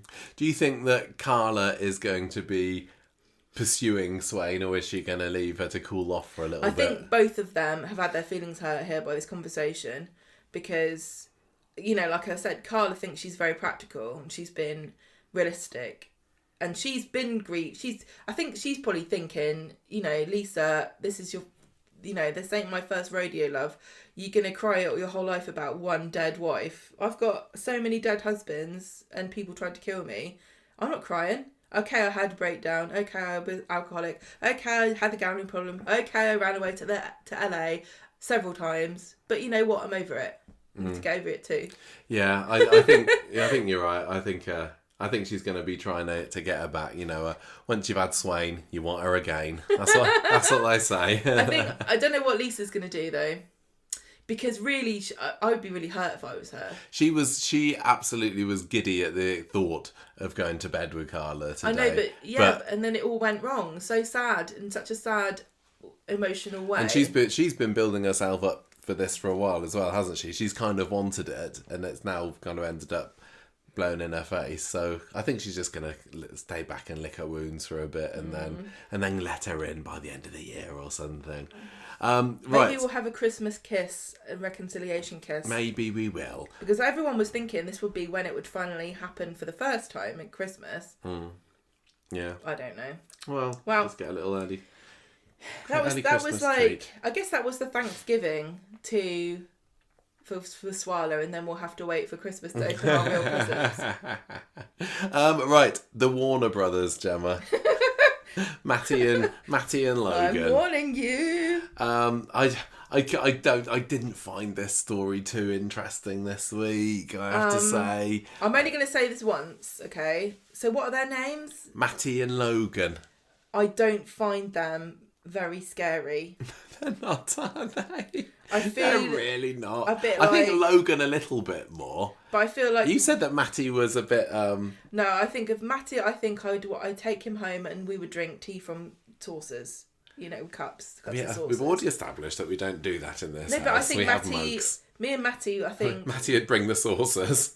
Matty seems like a kind of guy who'd eat biscuits on a side plate.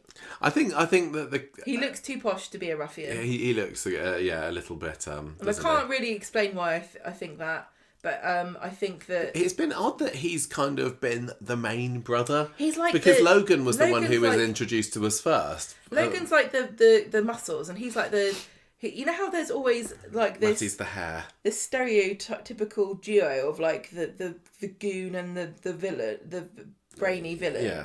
It's like Matty's the brains and Logan's the brawn.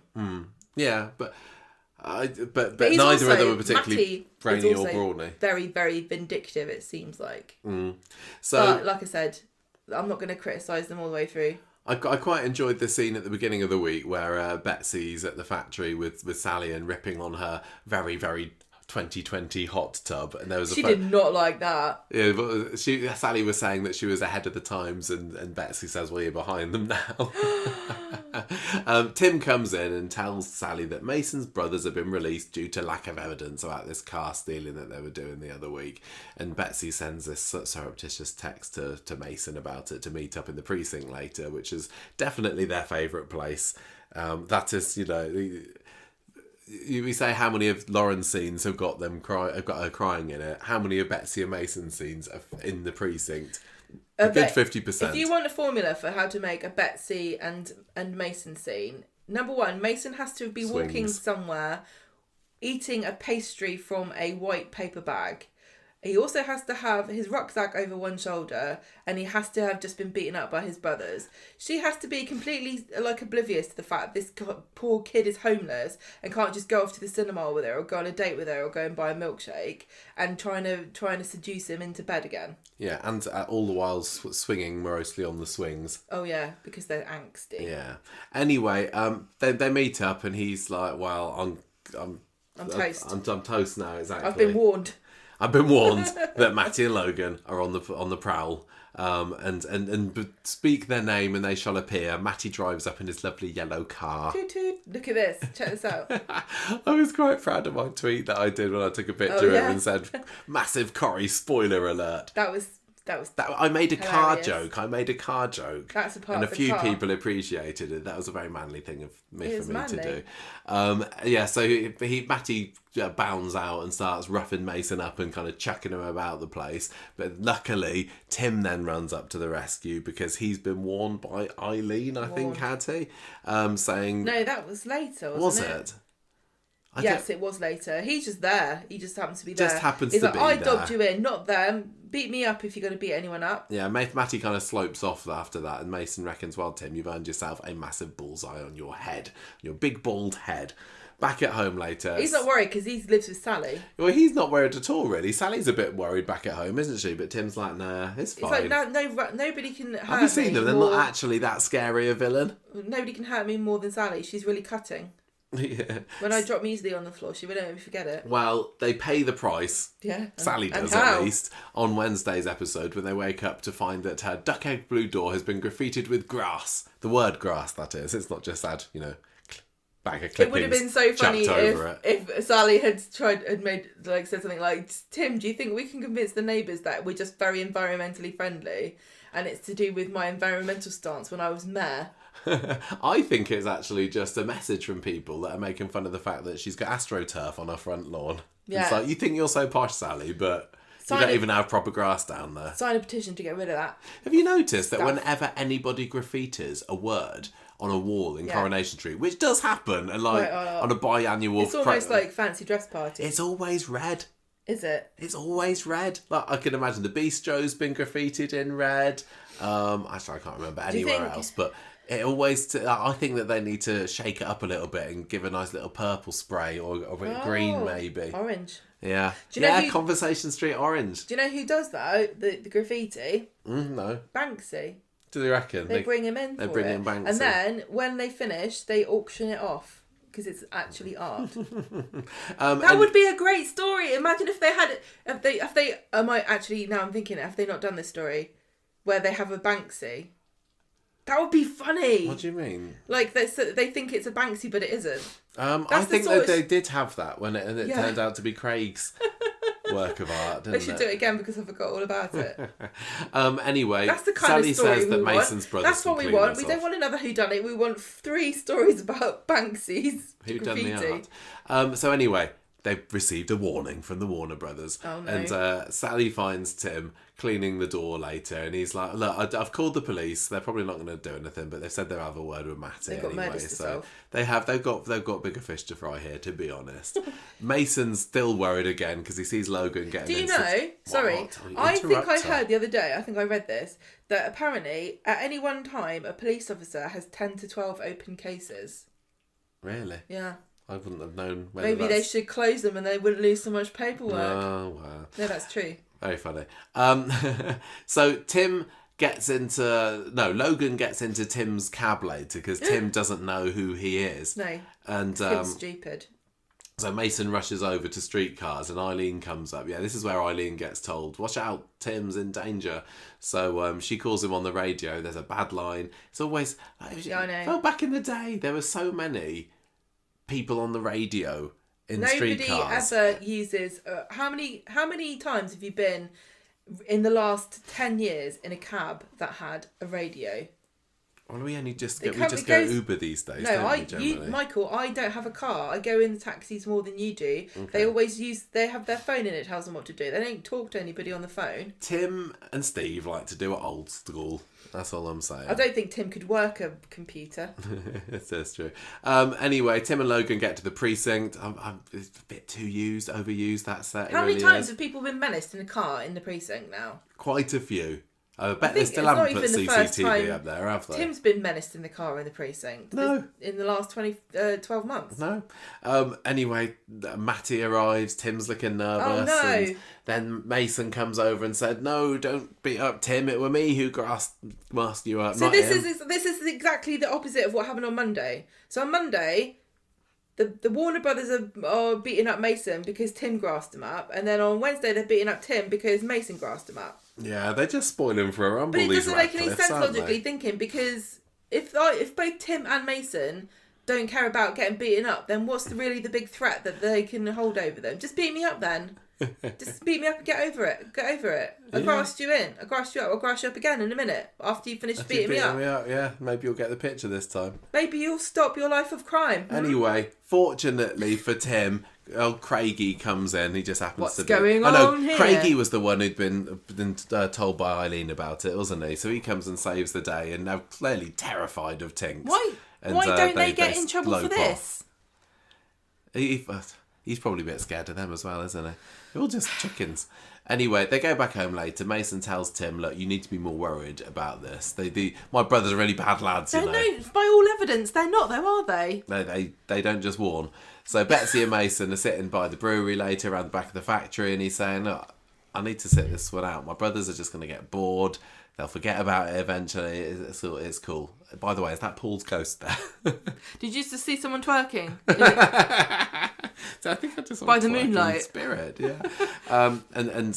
He says to Betsy, "You need to think about yourself. Forget about me." There's a little bit of push and pull and will they, won't they with Mason and Betsy this week. I don't mind them as a couple. I kind of feel like I want to be ideologically opposed to this because again, it's the same problem I've said before about Lauren.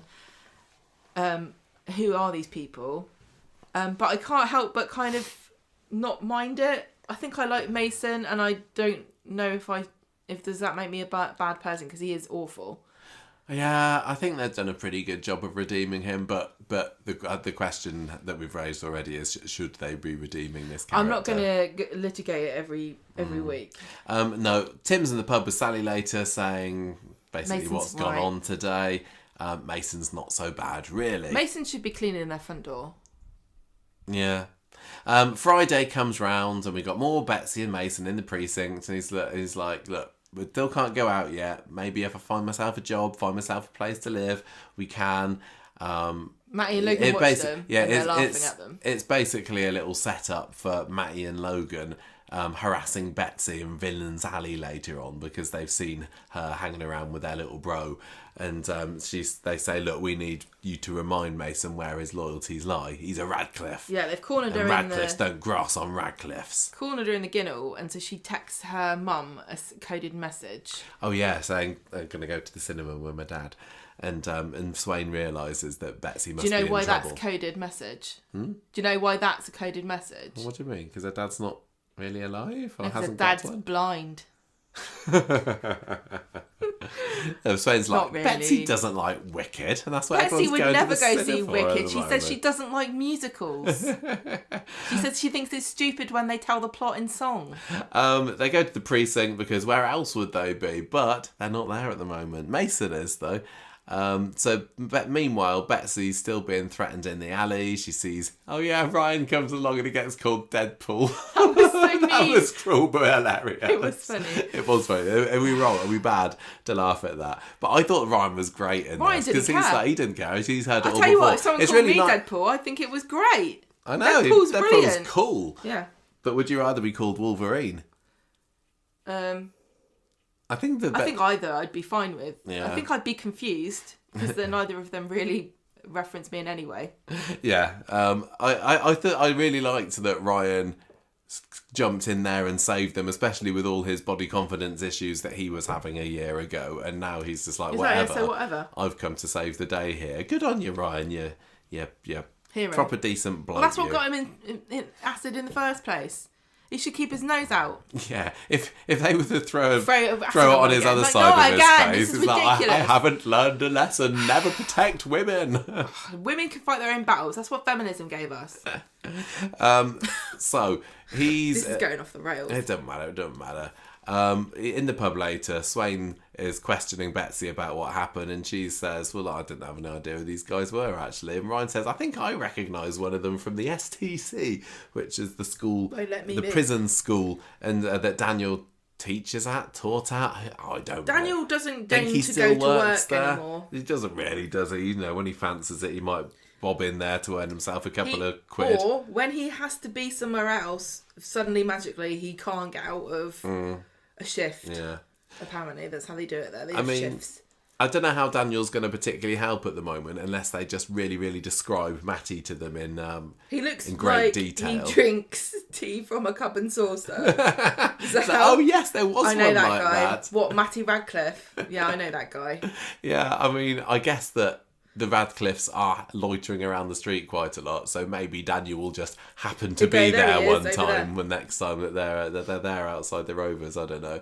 But Mason goes to find Betsy in the cafe later. He's brought her a little mifu that he's made at college, and I didn't really get Roy's pronunciation of that, and I I think that was shocking. What did he say? Well, he said something like, I can't remember. I call it a mealy-feely because I don't know what it's called. Generally, we call it a mealy-feely, but we don't. How do you say it properly? Me-fee.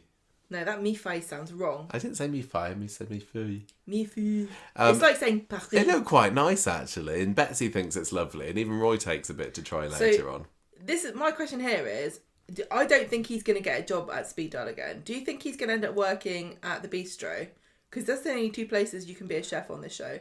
Yeah, well, do you think that Roy's is beneath him? Because you're not actually cooking stuff there. I don't think that Roy sells enough patisserie to justify hiring a pastry chef. He could get a job at the Bistro, but I don't think that Gary and Maria would be particularly fans of that. I don't think anyone cares about what they think about anything, unfortunately. But I wonder how long... Because I wonder how long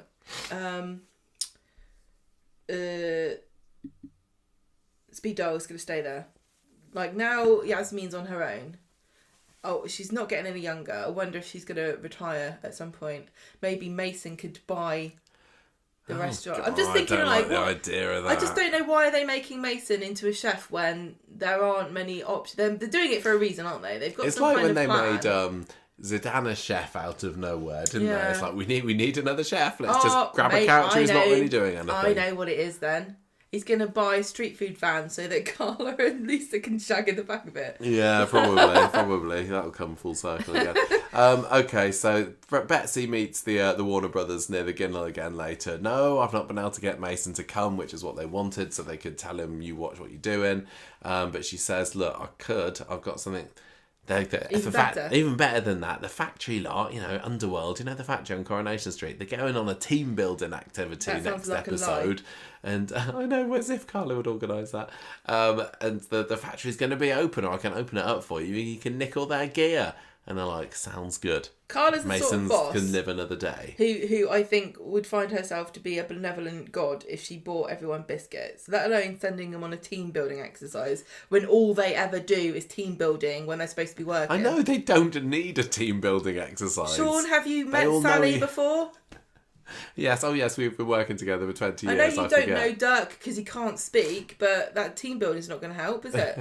Maybe that's what it is. Maybe the idea is to bring the non-speaking extras out of themselves a little bit and give them a voice. Yeah, maybe. We won't see it though, will we? No. So, maybe they're hoping to shoot if you're enjoying again. Matty and Logan doing a bit of medicine, then I'm sure that Monday we'll get some lovely scenes of them getting into the factory and pinching some stuff. Pants.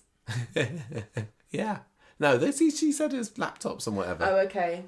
I mean, teenage boys probably would like to steal all the bras and the negligees and things, but then once you looked at them I think they're above that. What are you going to do with them? I don't want to know, actually. Right. Did you enjoy this story, or did it just kind of happen and pass you by? Because that's kind of where I was a bit. I can't resist this as much as I want to, because you've got to go with the flow now.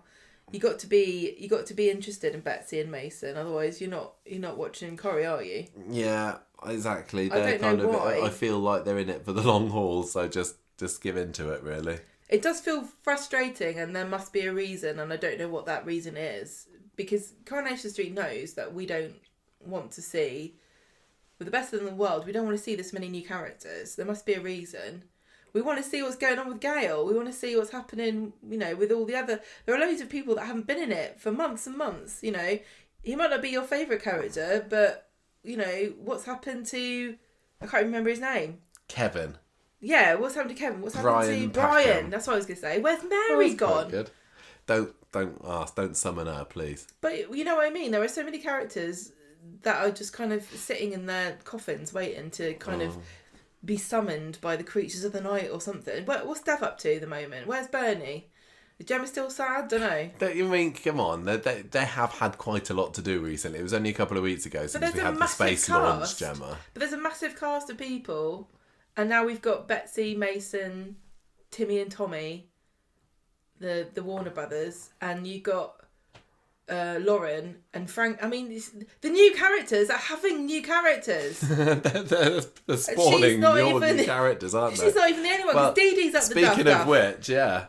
Dee-Dee BB. She's reproducing with a new character's baby. And she's pretty new herself. What did you think of the first scene of the week, which was Dee-Dee's Joel dream, the scan dream? Okay, I was thinking to myself, I don't know, I think this is... No. They had me for a bit. Obviously not once Joel appeared, but I did wonder whether... Because the last thing we'd seen from Dee-Dee, I think, had been her caressing this pregnancy kit. And I was wondering... And I kind of thought, oh, okay, she's gone for a scan. Like, they're just throwing us into the deep end there. But no, it was just a dream. Well, a nightmare. Yeah, it was a nightmare. Did they say it was a girl? I don't remember, actually. Well, you know, she's having the scan and she sees the baby and then she hears the word gel, but she thinks they say Joel. Yeah, the nurse is like, here comes the gel. Or the Joel. Like, oh no, it's Joel. And he's there. Another posthumous appearance. We thought that we'd seen the last of him, but surely that's the last one. This is the first time he's appeared as a ghost. Because the other times was a flashback. All right, but you know what I'm saying. Yeah. Yeah. As is the grand tradition for Corrie villains now. They've got to be really careful with his victims this. from beyond the grave. I don't really mind it, but I know that this is something that grates on people. And I think coming so soon after what happened with Paul, I know it was a dream. It just feels overused. Since I think Jeff should have been the last big name, you know, to come back in a regular way. That worked. That worked really well. But the more you do it, the more it's not going to work. It's just going to be, here we go, it's another dream. So anyway, she wakes up and Michael and Gloria come in and she hides this pregnancy test, but it's not long before Glory digs it out of the bin when they're playing. We have a new actress for Glory, don't we? We do. This is the fact, because I'd been, again, looking at the top 100 appearance page recently, and I'd clocked the fact that Glory had made no appearances in 2024 so far. And yeah, this is the first one. She's played by a new actress called Maya M. So she's very swish because she's just got one letter as her surname. It's a new She's 4. Glory, I think, is 3.5, so she's slightly older. So but she was very cute. She's and this got Dragons great and Fairies game, or whatever it is that she and Dee-Dee were playing together, was very cute. She's running around and then she finds the pregnancy test and Sarah's there at the time and she kind of like, ooh, Dee-Dee's squirming. She tells Sarah that she hasn't quite worked out the courage to take it and she explains herself because we'd all known that she had said she wanted to save herself for marriage. But she says, after she saw Paul, he was very bad. Paul was looking particularly rough one day, and I just wanted to shag the memory away. Yeah, well, she said she feels terrible about it. She also does clarify that she's not a virgin, because when she was in Chicago and she became religious, because, you know, America is... Did she clarify that, I think she said something like, when she reaffirmed her faith, or she kind of like... Oh, I missed that. I'm pretty sure she said this. Maybe people can correct me if I'm wrong. But she talks about becoming more religious in America and sort of deciding to begin anew. Oh, okay. So it wasn't as big of a deal as we were thinking it was, really. It wasn't her first time. No, so she's like, oh, yeah, whatever. Well, he's stolen everything from me. And the worst thing is I let him. And so I was like, oh, you're not the only one who's been shagging a bad boy. I actually really like it. I get pregnant by him all the time. So she's going to be like, she's probably going to have her eye on old Matty and Logan before long, isn't she? Oh, Matty. Oh, would you like a biscuit? Maybe both of them. Side plate. I'll put it on there for you. Right, so anyway, she goes and takes her test. She comes back and she says, it's negative. And she looks very shifty. Sarah doesn't pick up on it. That was very much a, it's positive, yeah, isn't it? She's lying. So she goes to see a client in the bistro who is very worried about her dangerous husband who's got custody of her kids. And Dee-Dee's like, I'm going to try my best to get them back for you. She's like, I don't want your best. I want my kids. And Dee-Dee gets really panicked by this and leaves her. And she goes into the street and Sally and Sean find her. She's having a panic attack. And she goes off on one, goes off at them and Kit comes along. She's like, you can get lost as well. Although she does calm down quite quickly and end up moseying down the street and sitting on a car bonnet with him, doesn't she? Don't sit on people's cars. So she's like, look, I wish you'd found Joel on Noble Street that night. You would have stopped whatever happened. You would have stopped me too. I wish it all hadn't happened. And he's like, look, shut up about it. There's nothing we could do. There's no ifs or buts.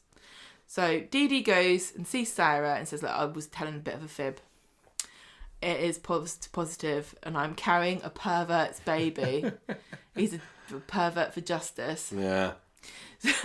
So she opens up. So Sarah's like, look, okay, this might not help you out, but I had a wrong-ins baby and I was sectioned. This doesn't help, does it? She's like, I had psychosis. I thought my Harry baby was was the devil. But I'm fine now. He's just a lovely little boy. I think he's great. I look at him, and although I mistakenly called him Harry Platt, I love him all the same. And I don't see Callum anymore. He's just my baby, a lovely little boy. And but if you do want to have an abortion, no one will judge you. Which is about how supportive and nice. Thank you very much. So Dee-Dee then goes to see Billy. And Billy, again, is like... I love how Billy's like, I will never change my stance. Because I remember when Summer was considering a termination and Billy was like, I can't support you doing that. I just can't. It goes against my religion. So when Dee-Dee's asking him about what she should do, he says... You know, you'll be a wonderful mother, and the child did nothing wrong. I appreciated that they actually had a little pray together at the beginning of the scene. Yes, they began with a prayer. And also, I like the way Dee-Dee was sitting with her palms facing up and her eyes closed. Yeah. That was a little a proper detail. Yeah, it felt very authentic. They didn't need to put in. But it's like these two characters would hopefully do this together. Yeah, you'd think they would. Dee-Dee doesn't know what to do. Dee-Dee really. doesn't know what to do. And Billy's like, he's not... The thing is about Billy is that I know that if you are pro-choice, you are gonna not find his opinions welcome. And I totally get that. And I am myself pro-choice. But Billy is saying, like, I'm not going to judge you. I just can't go... This is my recommendation. I'm just going to tell you what I think. And he says, whatever happens, your friends will stand by you. And I think he's including himself there. Yeah. Like, I can't kind of like give you a big thumbs up because I believe what I believe, but you will have support in whatever choice you make. Very Which I guess is affirming. it's being pro-choice, isn't it? It's being pro-choice. Like, you can be pro-life for yourself, but pro-choice is what you should be for other people. Yeah. Anyway, so all the Baileys meet up in the pub later, and Ed's like, "Oh, I'm selling the yard," which is interesting because who's buying it? He didn't say. We don't know yet. I don't know if it's going to be a new character or an old character. Do you have any ideas? No. I mean, I'm just assuming it's a no one. It'll fall through. Or maybe, or it'll be a bit like a Trim Up North situation where somebody owns it but don't really know who. Then they just close it and never speak of it again. I mean, they'll all, more often than not, there will be someone who's a character on the street that owns the yard, but if... They haven't used it since he burned it up and fell down the stairs that he magically built himself. It's not a particularly fun sort of set, is it? I mean, there's always been a builders of some sort on Coronation Street, but I don't think anyone's clamouring for there to be more builders' yard It doesn't scenes. feel like there's enough characters to populate it now because they're all... all the not lackeys. Enough characters in Coronation Street, you say? All the lackeys are dead, aren't they? And all the bosses are like giving up on it, like Gary, Ed. I mean, what could happen is somebody buys it and then employs some of these ne'er-do-wells. Maybe. Like Timmy, Tommy and Mason. But anyway, we don't hear any more about that. But no, we just hear a bit more about... It's going to cover his gambling debts. Yeah, hooray. And then this is when Ronnie says, I tried to get Joel beaten up by my mate. It was just for one scene though, and I didn't do it. Didn't follow up. So Dee-Dee's finding very uncomfortable, and she also doesn't make a big show of it, but when they have a toast, she doesn't drink, which what I assume is rum, because that's Ronnie's favourite drink. And so... They're like, Joel can't hurt us anymore. And they don't ask her why she's not drinking, which I thought was quite interesting. Because normally, if you're a woman of a certain age and you don't drink alcohol when everyone else is, you get questioned. Men might get asked that as well. No, they don't. Well, Women are like, oh, are you pregnant? Are you pregnant? No, I've just got an infection and I've got special pills. So I can't drink at the same time, otherwise I'll die. All right? Anyway, on Wednesday... Sarah is back with Dee-Dee again, and she's like, I haven't told anybody, I don't know what to do. And then we get little cricket scene. No, it's not a cricket scene. It's a heartwarming family moment that might induce Dee-Dee to reconsider. This is a bit like, do you remember when Michelle got a football in the stomach? Yeah, that's right. In exactly the same area. They need to put some warning signs up there, or at least a no ball games. So yeah, they're having. Thing is, most people don't play ball games there unless they're accidentally getting pregnant women in there. If only Joel had thought of that earlier. Yeah. So, just hang around outside the factory, Lauren. Footballs into people. Right, so Michael, Ed and Gloria are playing cricket, and then Dee-Dee's kind of like, oh, maybe, I think she's thinking, but they, there's no reason. I'm just putting my own impression on this, like, oh, isn't it lovely? He's got a daughter, he doesn't have a partner, but it's still fine. And just as she's thinking that, like you said, she gets a cricket ball to the bat. No, that would have been fine. To the stomach. And Sarah's there going, oh my God, you need to go to the emergency, you have to go to the hospital. And they're like, why is she overreacting like this? And Dee-Dee's like, shut up, it's fine, don't say anything. So she still won't tell her family, but she is going to go to see the midwife to make sure everything's okay. And then when she has dinner later with Ed and Michael in the bistro, Ed's like, Michael, I think something's up with her. Can you keep an eye on her, please? Yes. And then it didn't really go any further than that, did it? That was all. What do you think? Is she gonna keep that baby. She's gonna keep that baby. I mean, we haven't done this for probably 10 years now. I don't know how long. The last time we did it, we talked about pregnancies in Coronation Street, and we did 10 years. We did a little chart, and we worked out like what are the chances if you're a pregnant character in Coronation Street, what are the chances of you actually having the baby? And it was 50-50, literally 50-50. I don't think much has changed. I don't think so. I don't think we need 2 children for Joel on the street though, do we? No, I think that would be quite interesting because, number one, I don't know what Frankie's staying power is. I think it would be quite sweet if Dee-Dee had a girl. Probably tied to Lauren's. Yeah, because then Joel would have a boy and a girl. Yeah. But also, I think that who knows if Coronation Street will be around in 20 years' time. But I always think of like the future of the show, like how is Lauren going to raise the baby versus how is Dee-Dee? If Lauren leaves the show, takes Frankie with her, and then in 20 years' time, Dee-Dee's still on the show, raising her lovely daughter to be a very well-mannered, prays before, says grace before she eats, taking her to Sunday school. And then, up rocks Frankie in a sports car, smoking a cigarette, drinking beer. It could be very interesting, and then she'd be like, why did I get you this, mum, and you got that much, Yeah, I guess so. Isn't it? I don't know. I mean, that's the future. I'm not inspired, but I just don't need Dee-Dee to be pregnant, but whatever, we'll see. I just think it does derail a character's life for about 3. I mean, look at Abby. We said when she got pregnant with Imran's child that was going to be a bit of a hard thing to come back from, and she's still not really been doing much. And it's one thing to say it's because the character had a big storyline, and so they're giving the actress a break, and who knows what's going on in personal lives. I don't know. But more often than not, a woman who has a baby on Coronation Street just disappears into a boring hole of having to explain where the baby is. Yeah, exactly. Right, so next up we've got the Poison Ken letter storyline. There we go. I couldn't believe Cassie this week, honestly. Like, both Cassie and David, you have disappointed me this week with your underhand dealings. I'm kind of like it. So this is Kate Brooks's, beginning of her tenure in Coronation Street. Yeah. And it seems like her thing, if I'm going to judge it just on like a week, is like, let's make everyone a bit more ambiguous, because one of my big criticisms of Coronation Street in recent years is that they're all goodies. And when they do something bad, it's because they've made a mistake, or they agonise over it, or they do it despite themselves, and then they feel bad. And then, whereas this lot of characters like Cassie and Mason and Betsy and Timmy and Tommy and Kit, they're all like, yeah, whatever. I'm not a goodie. I'm just a person, and I'll do something good and then I'll do something bad. Do you not think so? Do you not think, no matter what you think about whether Cassie should have done whatever, do you not think it's more interesting to have a character like Cassie than it is to have someone like Claire Peacock? No, I didn't mean to. Oh, I'm nice. I'm going to drive a bus. I just wish that I could... I wish that she had a sounding board or someone to explain what she was doing. I think it's intriguing. I really want to like her, and she's clearly very charming. And she's even like...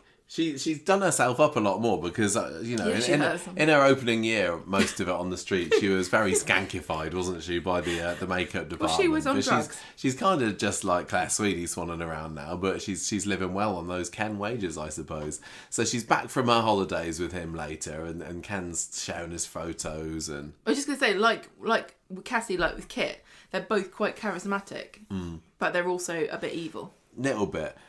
Ken announces that he's reevaluating his finances and he's not able to keep Cassie on anymore. He's going to tell her at the bistro later where he arranges a lovely meal for her.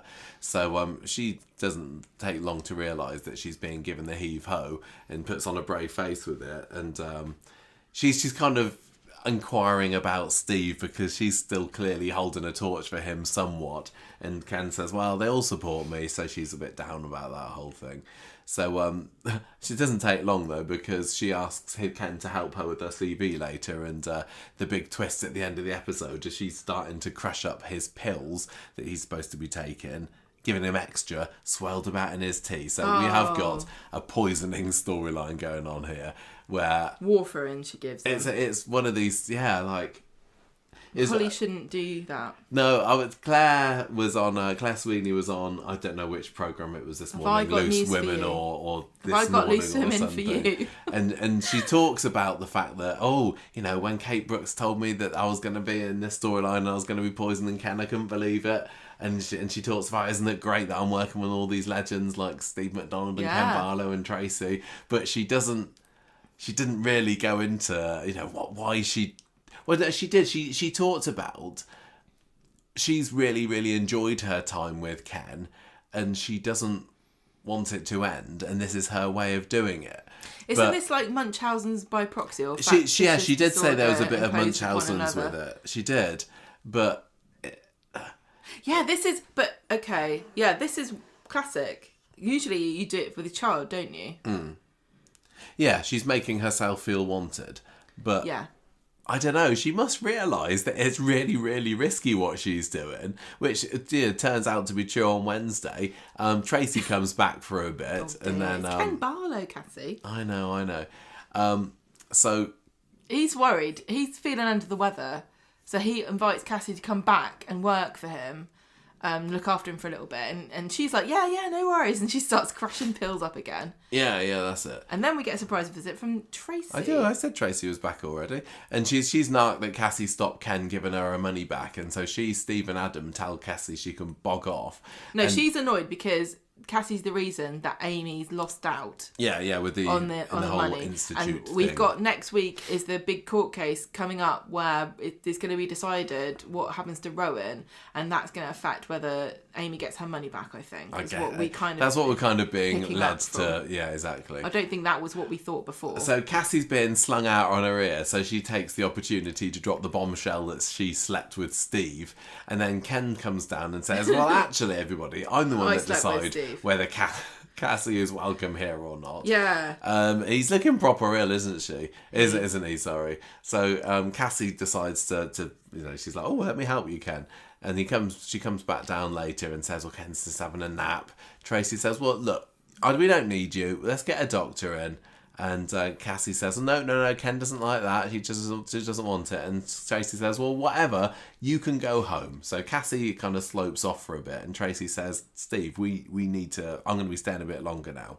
Because Tommy's been sacked. Tommy seems to have been sacked from this club, so that didn't last too long, did it? And she's got nowhere to live. Yeah, she's not fully admitting it, but it's clear that something's gone wrong here. Then this is when Toya comes round and has a rare scene at number 1. I can't remember the last time she would have had a scene in that set before, but she's just asking for Amy's bistro keys or something, and it was really weird. Yeah, it was an odd excuse, but it didn't matter because Tracy knocks over Ken's pill box and Toya's now a witness to it, is basically what we got with that. Tracy puts all the pills back in the box, puts it back on the table. So Adam and Steve later on find Ken nursing a nosebleed, and they're like, this is a bit weird, you don't get these, this has been going on for a while, has it? Let's get you to a hospital. Alakazam, they were here in the hospital next scene, and it turns out that he's got an excess of something or other in his system, which is what is in his... this medication that she's been crushing up. Oh, hang on. So they know what it is. Yeah. Well, they say on Friday that the reason that they were able to...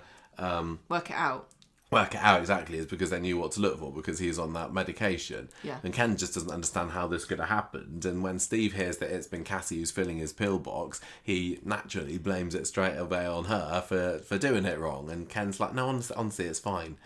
Tracy arrives, here's this theory about Cassie giving Ken the wrong medicine, and she goes right off on one saying that she's a liability. She confronts her in the pub. No, Steve, does in the pub. Yeah. And says, look, you nearly killed him. You nearly killed Ken. Stay He's the away main from one. him from now on. He's been in it since the beginning. You're fired. I thought the only problem I had with this story was the way that everyone seemed to be completely overreacting about what they thought was a mistake. Yeah, well, some of them had been looking for excuses to get rid of Cassie, hadn't they? Friday... But Ken, how he lays into Tracy, Friday, Toya happens to luckily be at the cafe and overhear a conversation about all this going on, and she goes and tells Steve, well, actually... I missed this on Wednesday, didn't I? I think I forgot to say that it happened. When Tracy comes in... the pillbox gets knocked over. Yeah, you said that. Did I say that? Oh my God, I'm sorry. Yeah. I'm very tired now. I'm forgetting what I'm talking about. You know, I think it was actually Tracy that put these pills in the wrong place because I saw her doing it. Yeah, that's it. So Tracy ends up being accused of poisoning Ken accidentally when actually it is Cassie that's doing this. On purpose. And Ken's like proper mad. Yeah. I don't remember the last time we saw Ken so fuming as this. He was vibrating. He really, really was. He was fantastic. Yeah, I love that. And he's like, how dare you blame Cassie for this? And Tracy, poor her, she's like saying, I'm really, really sorry if this is my fault. But Ken's like, I don't want to hear it, Tracy. You're ashamed. I'm ashamed of you. Out you go. So Cassie comes round later. She's been invited back again, and her plan has worked. Ken has become dependent on her. He's now, taken a downturning in his health, and so he needs a carer again. So she's like, "Yep, thank you very much." She even gets an apology from Steve as well later on, who says sorry for flying off the handle, and then. This is when Ken brings up the fact that the doctors were able to cure him quick enough because they knew what to look for in his system. And Cassie's like, "Oh, really?" Well, she starts voggling antihistamines that could make him drowsy, which I guess won't be so easy to detect. Yeah, she realizes they worked out. Yeah. But what she hasn't realized is that if he gets sick again and they test him and it's not a medication he's supposed to be on, it's going to become obvious that somebody's poisoned him. Yeah, I would have thought so, yeah. But she's not thinking things through. Well, I don't know. She seems like quite a schemer, but you're right. That is a bit of she's a hole, cunning, possibly. But she's not clever. Anyway, it's night time later, and she's encouraging Ken to drink up his Ovaltine, which we're maybe led to assume has got a little bit of concoction in it. Antihistamines. Yeah. Do you like Ovaltine? I haven't had any for about 30 years. Oh, should we have some Ovaltine? We could get some Ovaltine. It's the. I think I bought it. 'Tis the for season something. for Ovaltine. I think I put it in your. Remember, I made you some special hot chocolate. Did you? It had warfarin and antihistamines in it. No, I made Michael some hot chocolate mix, and I'm pretty sure it had a bit of Ovaltine in it. I really enjoyed this story. It felt like a light relief. I know that Ken Barlow, the Don of the street, got hospitalised, but compared to all the other high drama that's going on with Max and Lauren and Dee-Dee, this felt fairly sedate and at a gentle pace. And, this felt like most importantly, not that characters that I care about. Yes. And although I guess you can argue, like, you never thought that Cassie was going to kill Ken, did you? So there's no consequences here. But still, it's still interesting because, you've got Tracy's been kicked out of the family. Yeah, I felt whenever these scenes came on this week, I was like, oh, good. Yeah, here we go. This is Coronation Street I'm watching now. Yeah, but as I say, I would like to be able to understand Cassie a little bit more. Her motivations. Yeah, I mean, the motivation is to stay with Ken, but it's just Munchausen's. I mean, it's there must be a better way of doing it. No, this makes sense to me. Okay, fine. I think what you're saying is how can she do this and still care about? Yeah, because she clearly does care about what him. I think people like Cassie do is compartmentalise things, and her friendship for Ken is not as important as her survival, and so she can kind of put those things in different boxes. I just kind of feel really bad for her when she gets found out. Yeah, I know. Because it's like, gonna be in there's so no much defending trouble. her. No, I or is know. it going to be a little bit like when Ken discovered that it was Daniel that pushed him down That's the what I'm stairs wondering. and he's like said, no, Don't do do mention it this again.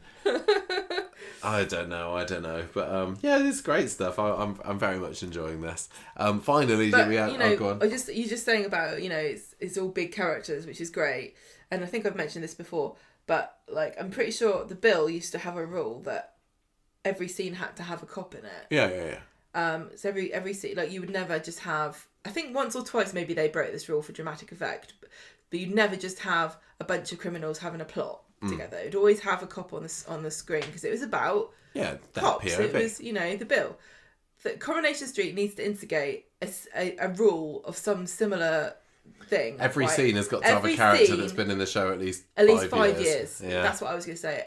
Because, like I said before, if you're flicking through, I swear to God, there are going to be times when you don't know you're watching Coronation Street. Not that anyone does you're flick a casual through. viewer. Not that anyone does that.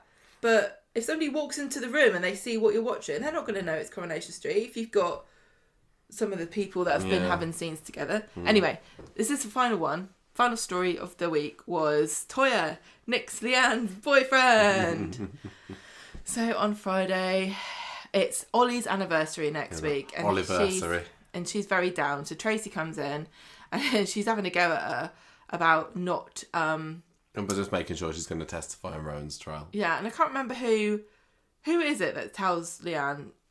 Is it Tracy? Yeah, Tracy says. No, to mark the occasion and not stop wallowing. Oh, I can't remember. Who was it? I can't remember, but someone's like, maybe it was Shona. I think it was Shona. And she's like, you can't just mope. You got to do something. Like, if you're going to remember it, you might as well mark it and celebrate his life. So she thinks about it and she says, okay, that's probably a good idea.